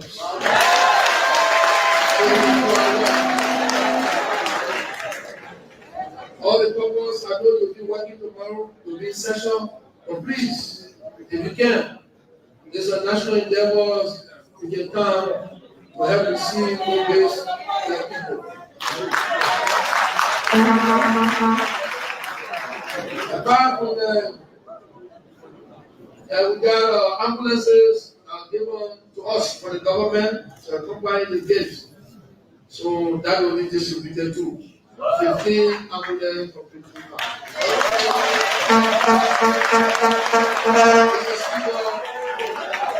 I want to inform you that this one of the presidential county tour project is already being implemented within the 15 counties. With the commencement of construction work for the following project: Ganta City Hall, Limba County, renovation of the City Hall's Wetu Bangina County, construction of CJ City Hall, Banking County, Kawikan City Hall, River G, Christian City Hall, River G, renovation of Apple City Hall, Maryland, construction of People City Hall, Maryland, construction of Weah Town Hall, construction of Zozo Town Hall, construction of CJ Youth Center, construction of Kakatan City Youth Center, construction of the Stable Center in Kuba City, construction of Cotton Tree Stable Center, construction of Youth Center in Tajuwon, construction of mini stadium in Public, construction of mini stadium in Bakleve, construction of mini stadium in Bokolu, construction of mini stadium in Sesta, construction of mini stadium in Bojema, construction of large market in Buchanan, construction of medium market in Cotton Tree, construction of medium market in Bamantown, construction of medium market in Claytown, construction of large market in Sesta City, construction of large market in Bangla, small market in Salala, construction of small market in Temaputu, construction of small market in Bo Waterside, construction of small market in Compound 2, construction of small market in Yakbatown, construction of small market in Delaware, construction of medium market in Shuffling. Construction of small market in Tubasby. Small market in Wahasa. Masabo. Small market Owasi. Construction of small market in Westman. Construction of school in Ba. Construction of public school in Weah and Doro. Construction of technical college in Igbo City. Renovation of public school in Betu. Construction of public school in Tomobe. Construction of housing units in Tomobe. Construction of housing units in Bewe. Construction of housing units in Ushen. Construction of clinics in Jokoli. Construction of clinic Betu Sasa. Construction hospital in Sacred Park, Sanitoli. Construction of presidential palace in Fishtown, Riwochi. Construction of administrative building in Pelumon. Construction of recording studio in Pribu. Construction of bridge in Pinniberry. Construction of bridge in Weah district. Construction of Babu attached to Salaye Town City. Mr. Speaker, in addition to the counter tour project, a number of projects were undertaken by the Liberian Agency for Community Empowerment in keeping with its statutory mandates. Completed projects include the following: Coco Beach, Two-Face, Rangida Housing Unit, Construction Project, Kenija Renovation, 14 Gubachov Market, Phase 2 Coffee Market, 14 Gubachov Market, Phase 2 Road Improvement, 14 Gubachov Market, second backfilling of market, 100 housing unit construction project in Bond County. 100 housing unit construction in additional market facility and in legal market. Western Wadusa General Market. The Weah Mako School, Western High School Annex. The youth opportunity.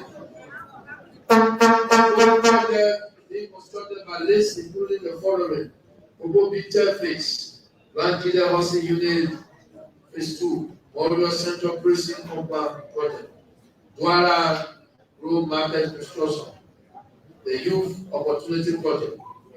Mr. Speaker, in addition to all official duties and responsibilities as First Lady of the Republic of Liberia, my darling wife, Excellency Madam Clark Marie Deputy Weah,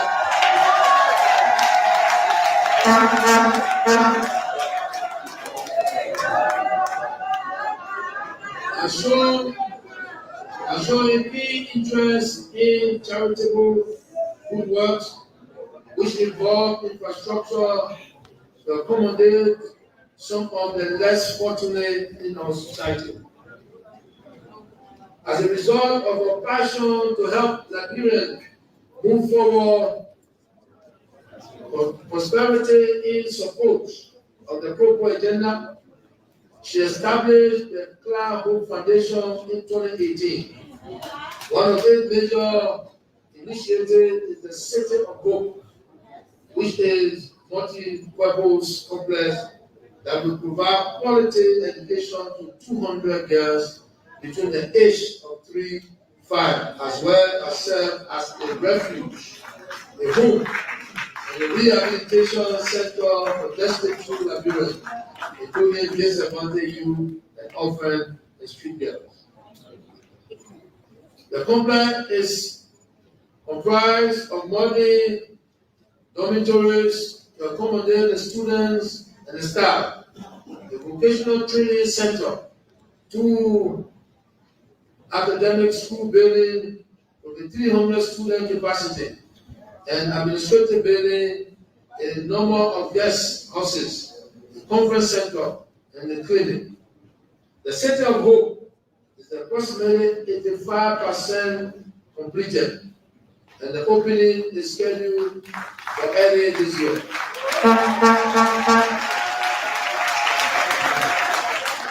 The Cloud Foundation has also built an old folks home in Buchanan, Grand Bassa County. Construction was completed in the 2021.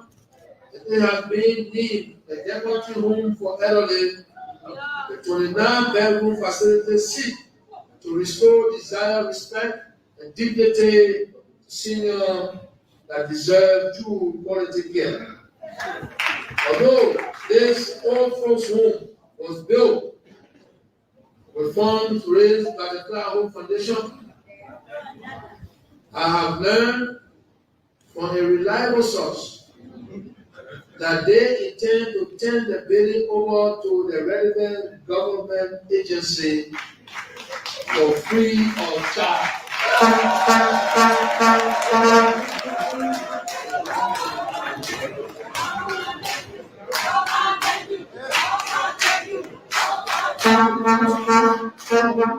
Additionally, through the office of the First Lady, a morning vocational training center has been built for the use of the Army Wives Association at the Edward B. Kennedy Barrow. It comprises of office, classrooms, and conference hall. Through this initiative, the First Lady wanted to boost the capacity development of hundreds of women and girls from military families, thus enabling them to earn a decent living and support their family. This project will be dedicated in the next few days.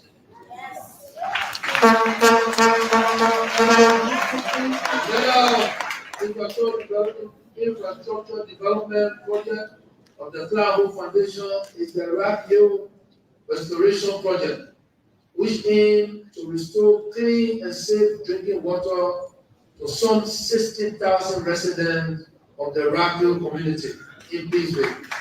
For the first time after more than 70 years, the project has been completed and will also be officially dedicated within the next few days. Allow me to thank you, Clark, for your charitable good works in the interest of the Liberian people. Mr. Speaker, we are making steady progress in the electricity sector, but strong challenges remain. Since 2018, total household connected to the electricity grid has increased by more than 260%, from more than 49,000 customers in 2018 to about 130,000 customers by December of 2021. New investment in transformer, meters, and delivery of new substations are all contributing to changing the electricity landscape. The government was also able to provide more than 10,000 street lights in Morovia and around the country. In honor of the current budget, most street lights, including solar lights, are going to be provided. Mr. Speaker, I am proud to report that the cost of electricity, the major challenge for businesses and households, has been reduced from 35 cents per kilowatt hour to around 24 cents per kilowatt hour, and to 22 cents per kilowatt hour for businesses. While at 22 cents, this time is still high in the West African sub-region. It is a massive development for the electricity sector in Liberia.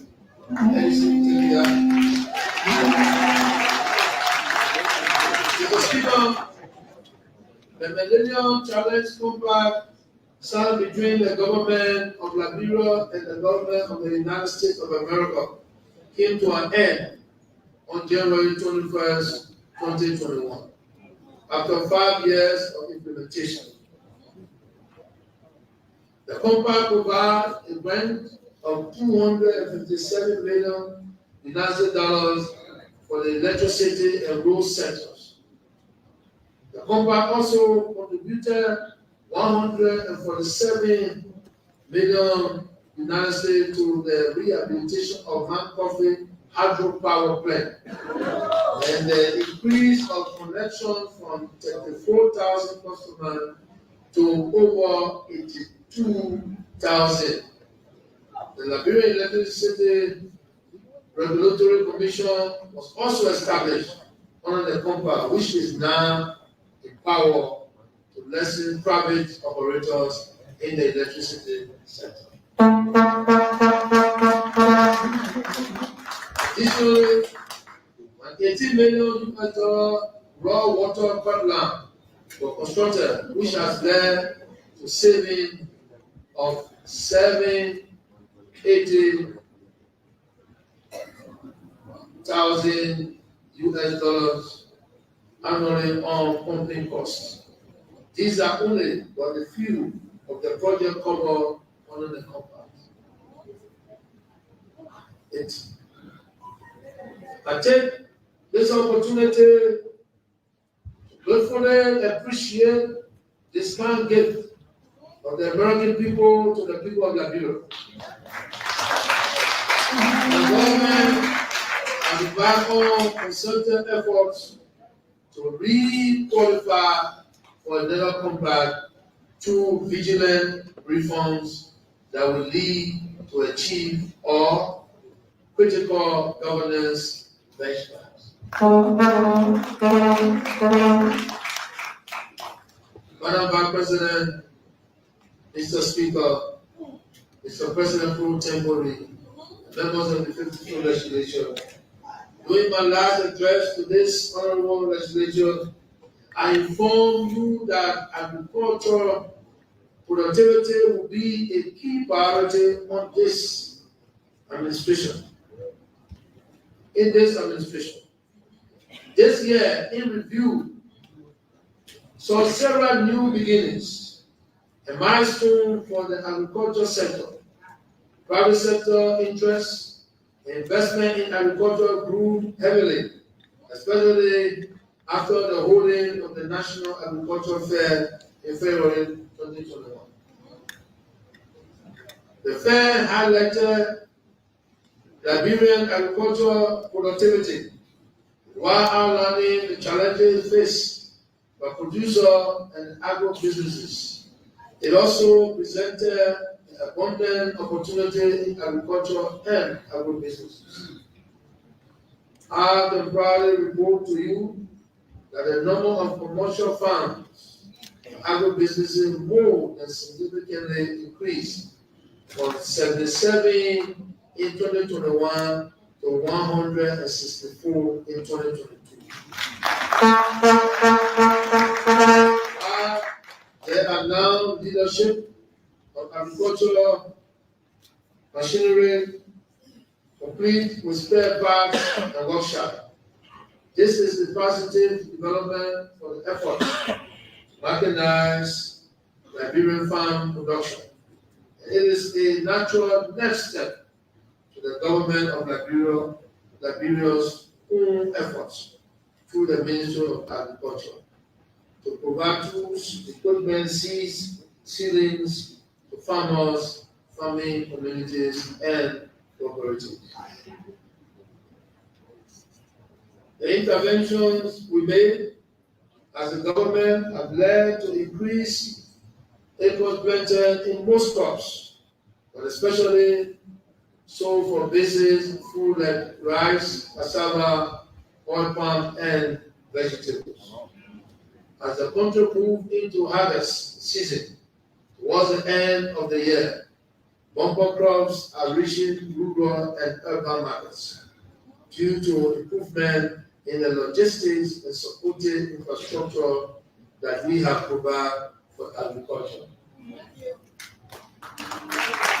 Automated warehouses for cocoa producers were constructed and or rehabilitated in Nima, Lofa, and Bond County, while processing plant for palm oil were built in Grand Basin, Bond and Lofa County. Rice processing plant in Lofa County were finalized in time to process the massive harvest coming in from the Spender Farm. The Ministry of Agriculture Development and the Ministry of Agriculture Development negotiated and signed, along with the Ministry of Finance and Development Planning, key new projects valued at over $73 billion United States dollars. The World Bank Rural Economy Transformation Project, RETRAP, which is meant to expand the ongoing smallholder transformation and agribusinesses revitalization project, was developed for a total value of $55 million United States dollars.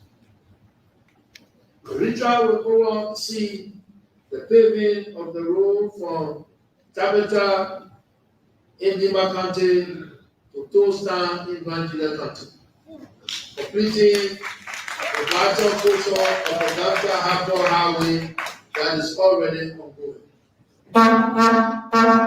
This major piece of road construction will, by next year, see the paving of the road going into neighboring Côte d'Ivoire. It will facilitate the free movement of goods, passengers, and services in the sub-region. In addition, the RETRAP will drive resources into the rubber, cassava, poultry, and pigeonry sector to complete other projects in rice, oil palm, and vegetables. Mr. Speaker, access to finance for our farmers was a key focus during the period in review. The Rural Community Financing Project implemented in collaboration with the Central Bank of Liberia and the Ministry of Finance and Development Planning, having been impacted by COVID-19 induced lockdown and the closure of several banks in rural areas, was successful in getting 11 rural community financing institutions more operational. A key part of the transformation of Liberian agriculture involved the engagement with the private sector. In 2021, the Nima Rubber Corporation began exporting processed rubber from Liberia, including processing rubber from private farms for export markets. This represents a fundamental shift towards industrializing Liberia's oldest commercial agriculture sector. Also, in 2021, the Atlantic Cocoa Corporation exported the first container of certified organic cocoa from Liberia, while Liberia's cocoa production lags behind production times in the region. Liberia cocoa continues to win awards and prizes in international competition for its exceptional quality. My administration is therefore promoting and working to provide the enabling environment for high quality production of cash and food crops.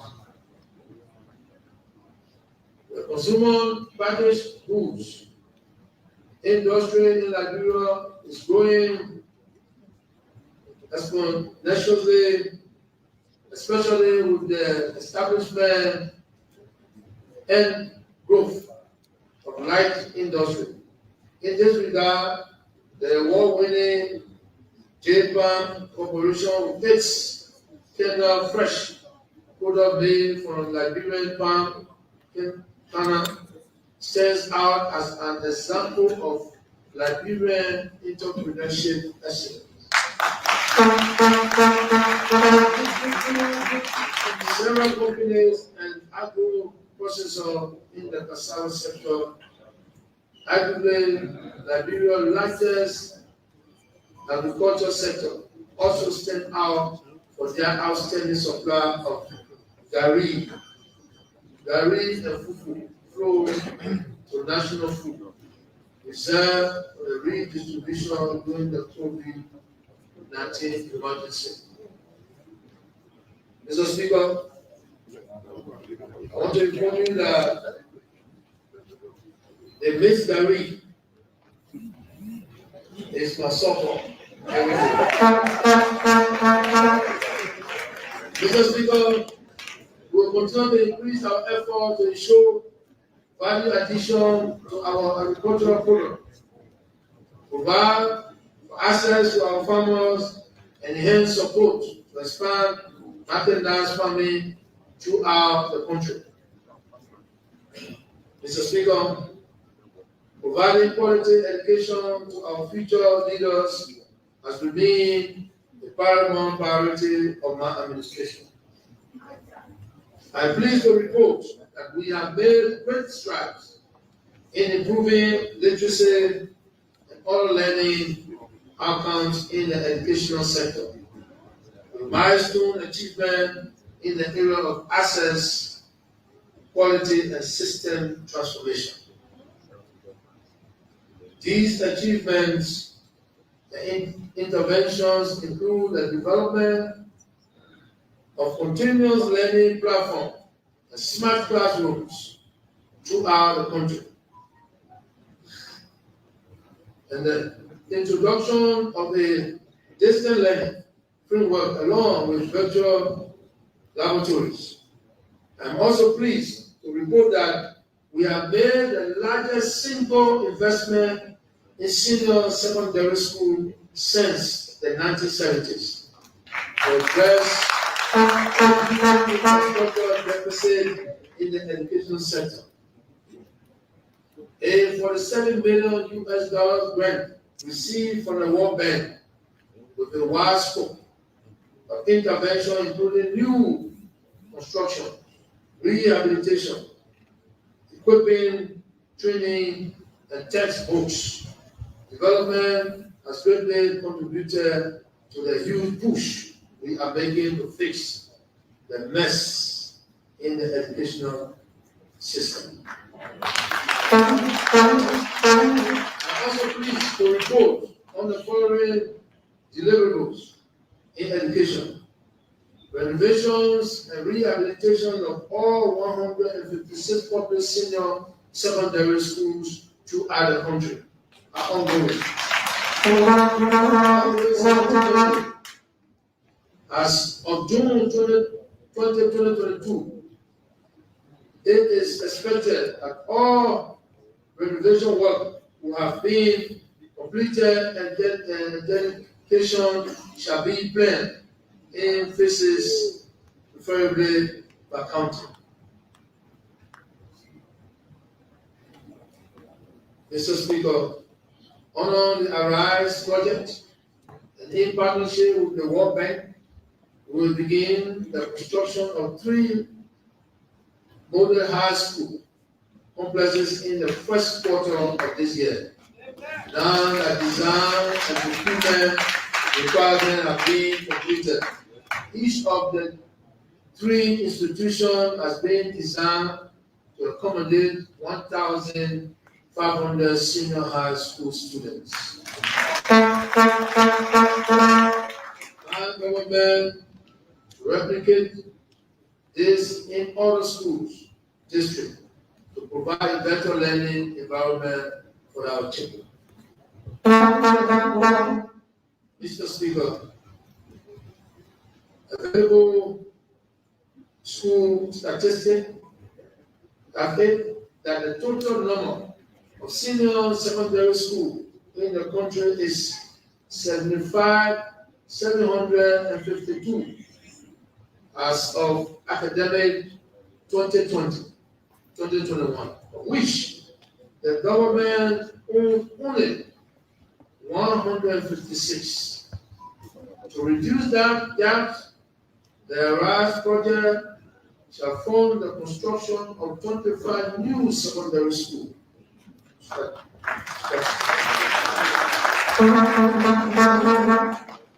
situated in 25 schools districts that are currently without secondary school.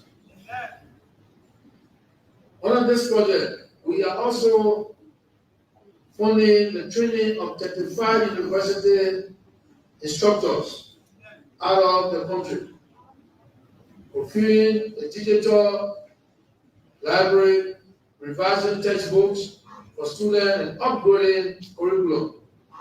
Additionally, in an effort to address the gaps in girls' education, we will provide scholarship, financial support for 3,000 girls, particularly from 9th grade in 4 counties considered as having the highest rates of girls drop out from high school. As there are no tuition in public school, sponsorship shall cover all registration fees, uniform, textbooks, and annual cash allowance. For Liberia to develop, we must develop the minds of our youth. We must train our teachers so that they themselves will be able to train the minds of our youth.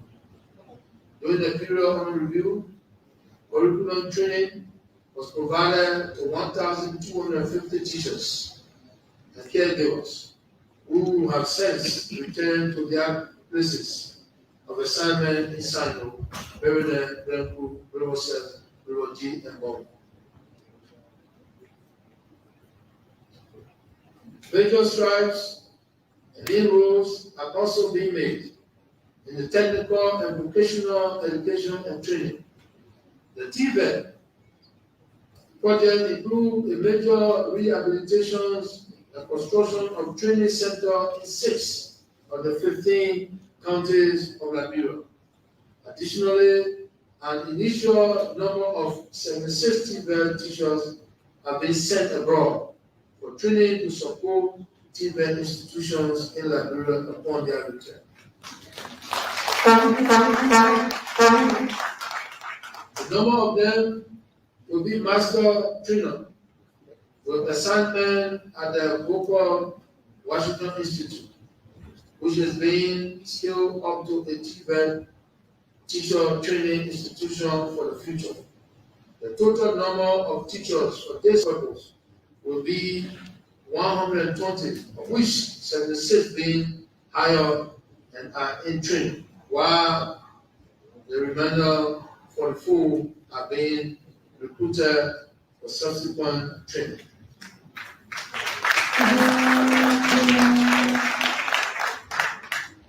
Mr. Speaker, the largest single spender for education is the government. Mr. Speaker, the largest single spender for education is the government.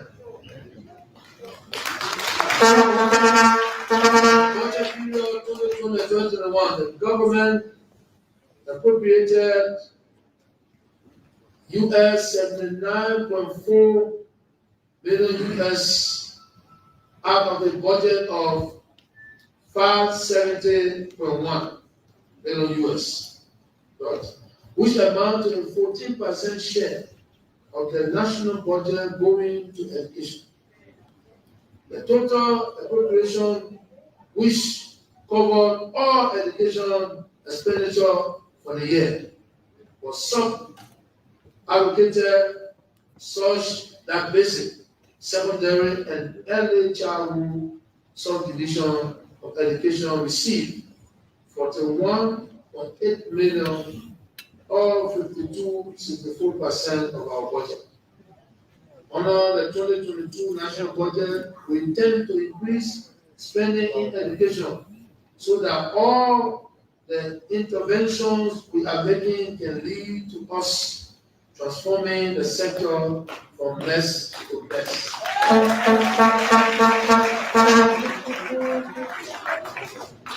Mr. Speaker and members of the Beautiful Legislation, my stance in ensuring the rights and protection of all cannot be overemphasized. As a he for she champion, I remain committed to the dignity of upholding human rights and safeguarding our most vulnerable population, our women, girls, and children. As a government, one of our priorities is to reduce the incidence of sexual and gender-based violence by 30% by 2023. Through the provision of appropriate support services and access to justice system, I am pleased to report that significant progress is being made to make this a reality. With the emergency of the COVID-19, most women and girls were confined in their home.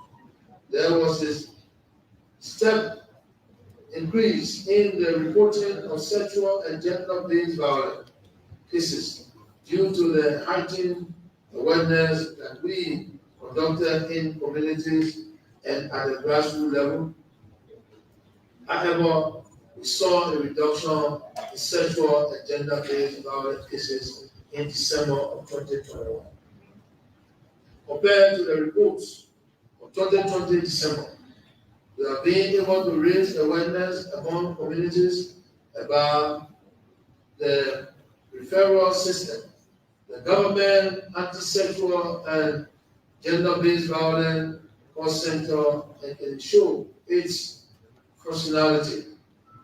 Traditional and religious leaders are also beefing up the efforts to change the story, the narratives of survivors and victims, as well as supporting prevention's effort of sexual and gender-based violence. While we all may be aware that prevention is better than cure, we will continue to work with our UN counterparts, our NGOs and civil society organizations to increase effort in preventing sexual and gender-based violence. On the other hand, we are also concerned about our response to sexual and gender-based violence, which prompted the setting up of the Presidential Task Force of Sexual and Gender-Based Violence through the implementation of the Government of Liberia and partner anti-sexual and gender-based violence roadmap 2020-2022. The government has been able to procure DNA machines to build evidence of related sexual and gender-based violence cases. This will bring relief and justice to both survivors and alleged perpetrators, including the legal proceeding of sexual and gender-based violence cases at the level of the court. We have made interventions in rehabilitations of safe homes, one-stop center, including in Rivergy and Grand Cape County, as well as other safe spaces for children. The government will continue to ensure that no perpetrator shall go unpunished.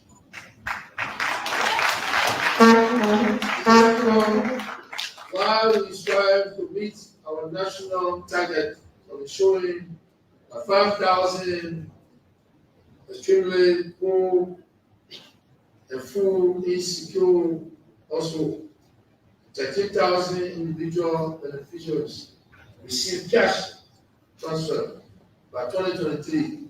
The Liberia Social Safety Net project is in full swing and making significant impact. Special thanks to our collaborations with the World Bank and the USAID.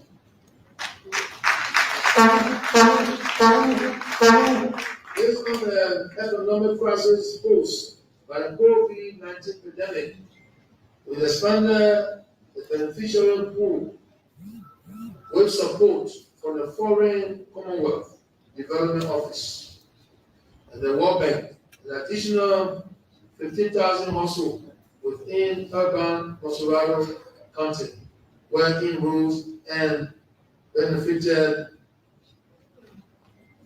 marking a greater impact in the lives of 18,300 beneficiaries in 3 counties, with 82% of the beneficiaries being female and 27% being male.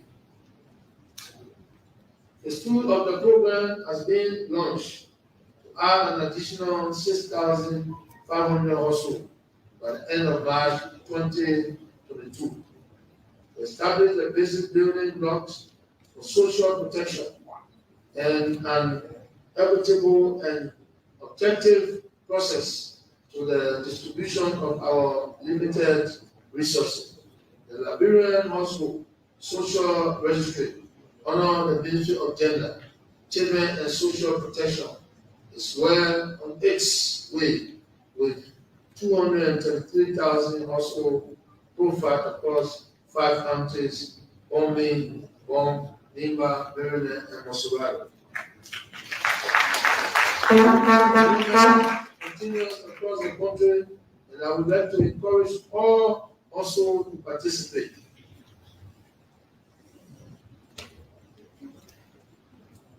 Mr. Speaker, our government remains cognizant of mainstreaming gender in the formulations of policies and programs that drive the development of Liberia.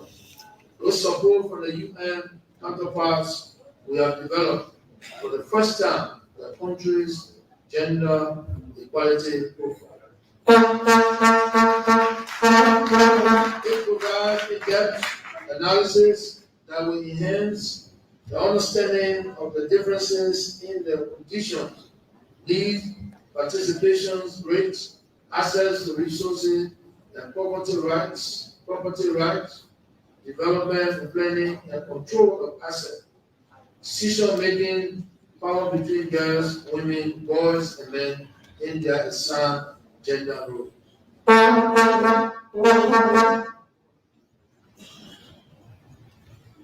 Mr. Speaker, members of the 54th Legislature, during the period under review, the government and its partners implemented several programs intended to improve the lives of the country's youth.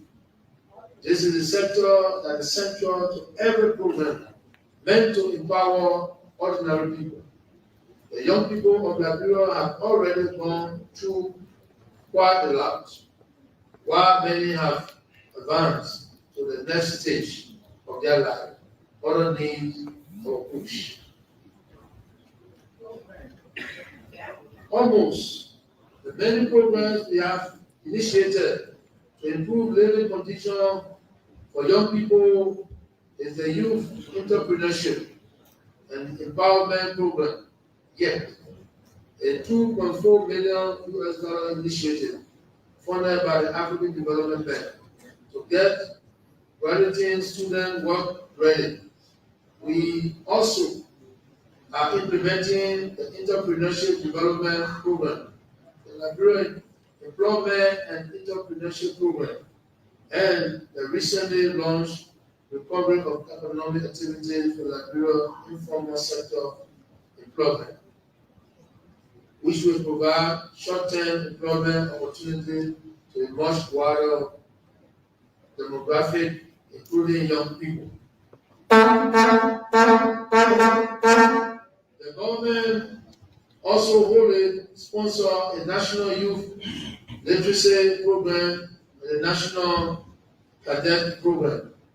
The Monrovia Vocational Training Center, MVTC, continues to provide vocational and technical skills to youth of diverse backgrounds. The center offers a variety of training courses, including heavy duty and auto mechanic, welding and fabrications, auto electricity and electricity, electronics, refrigeration and air conditioning, masonry, plumbing, architectural drafting, carpentry, and graphic arts. The European Union has approved additional 26 million euros to cover the cost of establishing state-of-the-art TVET school in the rest of the 8 countries that do not have it. It is in fulfillment of our vision to have TVET institutions in all 15 countries.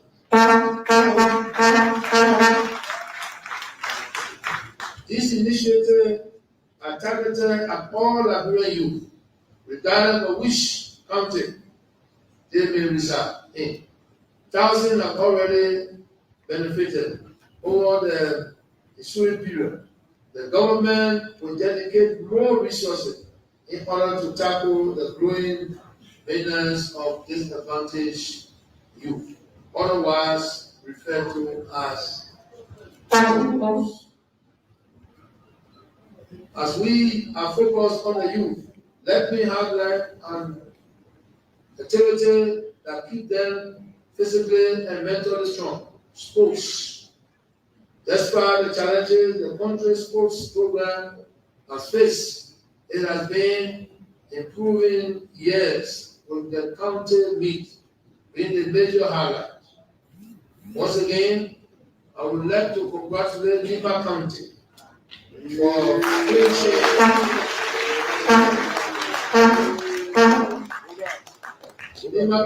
finishing this year soccer category. My congratulations also go to all other winners. The tournament has brought Liberians together regardless of our differences.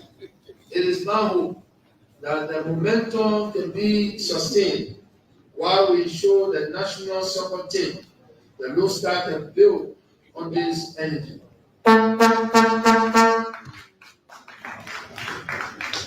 It would be remiss of me if I did not also take this opportunity to personally congratulate the volleyball and the basketball team from Glencoe County.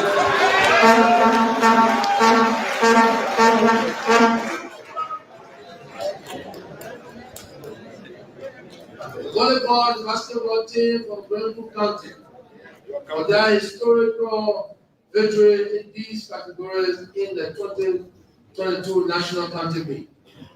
They made history in 2 ways. Firstly, they won the first ever volleyball category that was included in the county meet. And secondly, they are the first county to ever win 2 categories in the county meet. Congratulations.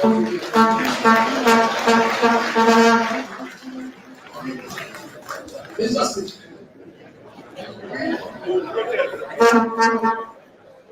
Mr. Speaker, I regret to inform you that in spite of our effort to upgrade the team, we still did not qualify for 2 of the main soccer events in the world: the World Cup and the African Cup of Nations. But we remain committed to doing more. We will dedicate more resources and scout the best talent for the team in the coming year.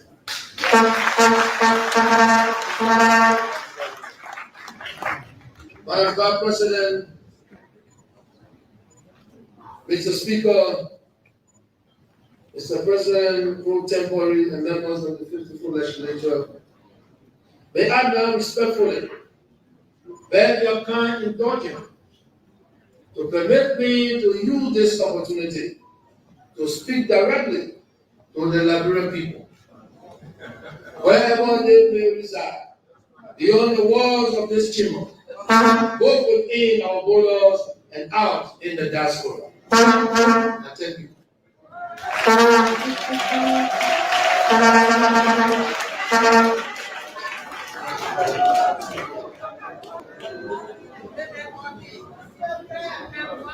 My fellow citizens,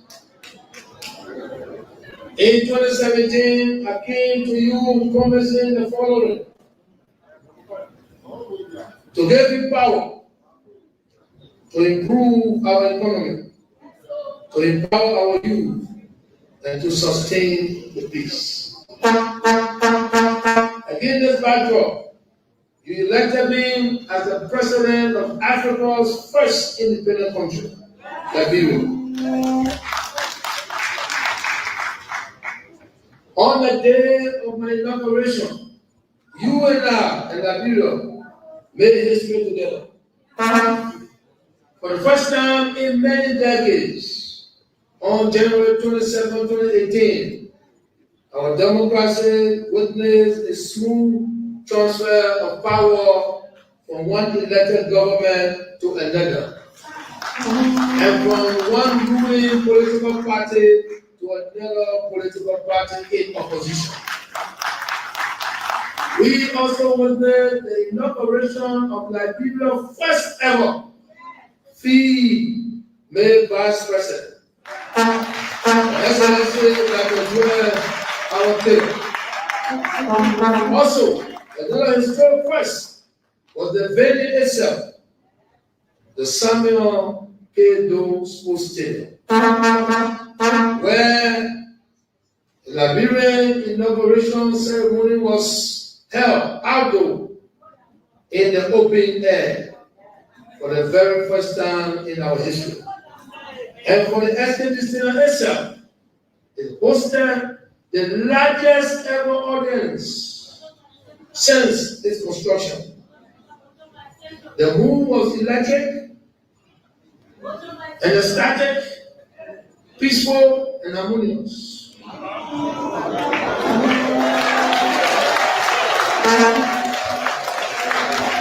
Mr. Speaker, I have played in many stadiums. I have been applauded by many fans during the days of my professional football career. But nothing compares to that day at the SKG Stadium. I will live with those memories for the rest of my life. The people, the stadium, and the oath, and my promises. And then, Mr. Speaker, the cheering and the dancing and the celebration came to an end. And we had to begin the work of the people and commence the serious business of governance. Our first task was to formalize my promises into a national development plan that will guide and lead us to fulfill them. We developed that plan, now known as the Pro Agenda for Prosperity and Development. And 4 years ago, we began a journey to raise our country to a new level of prosperity and development.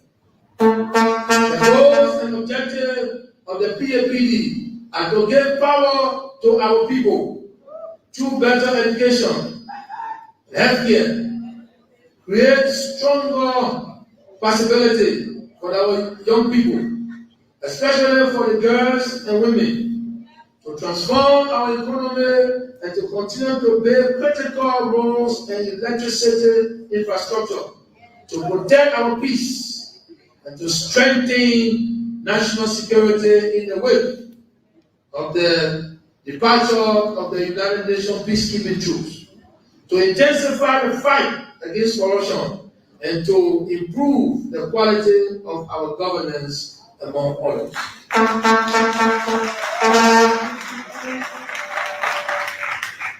I am proud and pleased to inform you today, Mr. Speaker, that 4 years from where we started, this Pro agenda remains actively on course. Our fellow citizens, It has not been all smooth sailing. And indeed, we never expected it to be. We were challenged to seek high office because of the serious and seemingly entrenched nature of the governance and socio-economic problems of this country that were very obvious to everyone. And we were further challenged by the opportunity that you are giving us to address and eventually solve them. Surely, we face some major challenges in the last 4 years, but as a government and as a people, we have emerged stronger. The challenges may have tried to derail and distract us, but they did not prevent us from continuing the work of the national development. Today, 4 years on, we continue to protect the peace and security of our people, to build more roads, transform electricity, build new hospitals, and improve the quality of care, transform the challenging situation in education, build more markets for our market women around the country, and work towards improving governance and accountability for public resources. While the challenges are many, our recent macroeconomic crisis and the current COVID-19 crisis have taught us that when we are united, we can solve any problem. I am of the firm conviction that no development challenge is too big to solve when the people combine their energies, talents, and resources in solving them. We came together as a people to end the deadly civil war and to overcome its effects. We came together to solve Ebola. We came together to stabilize our recent macroeconomic problems.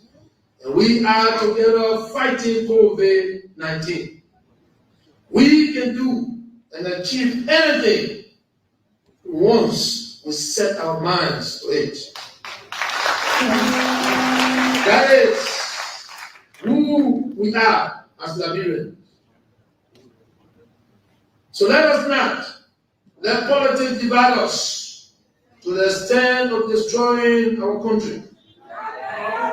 In this last 10 years, let us invoke the spirit of national unity.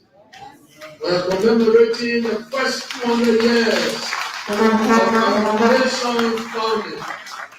No matter how painful and difficult those first 200 years may have been, our past may be bittersweet, but with unity and oneness of purpose, our present and our future can be sweet.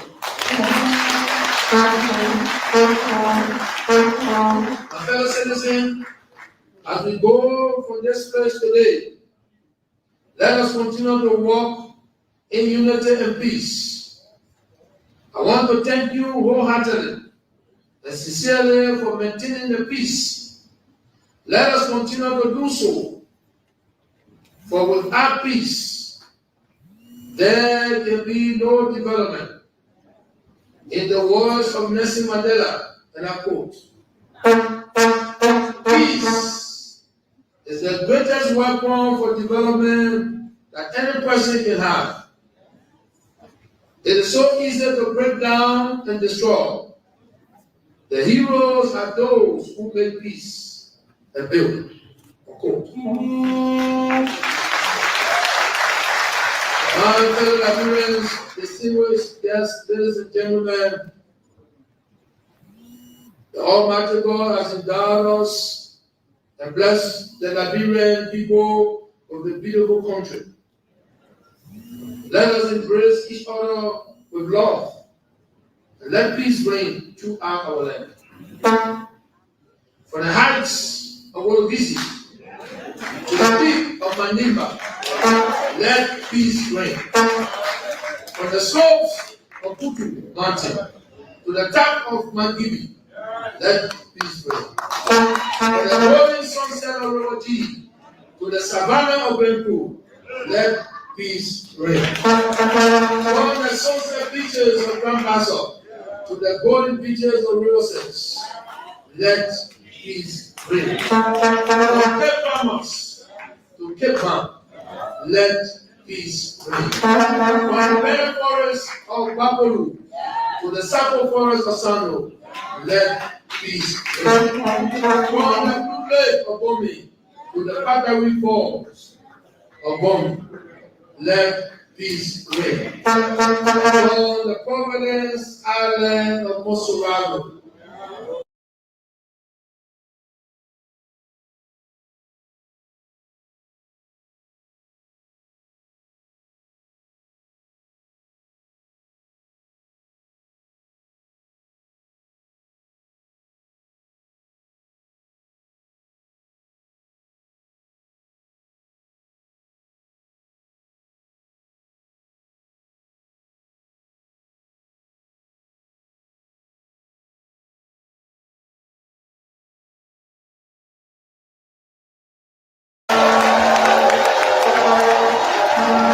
What's up?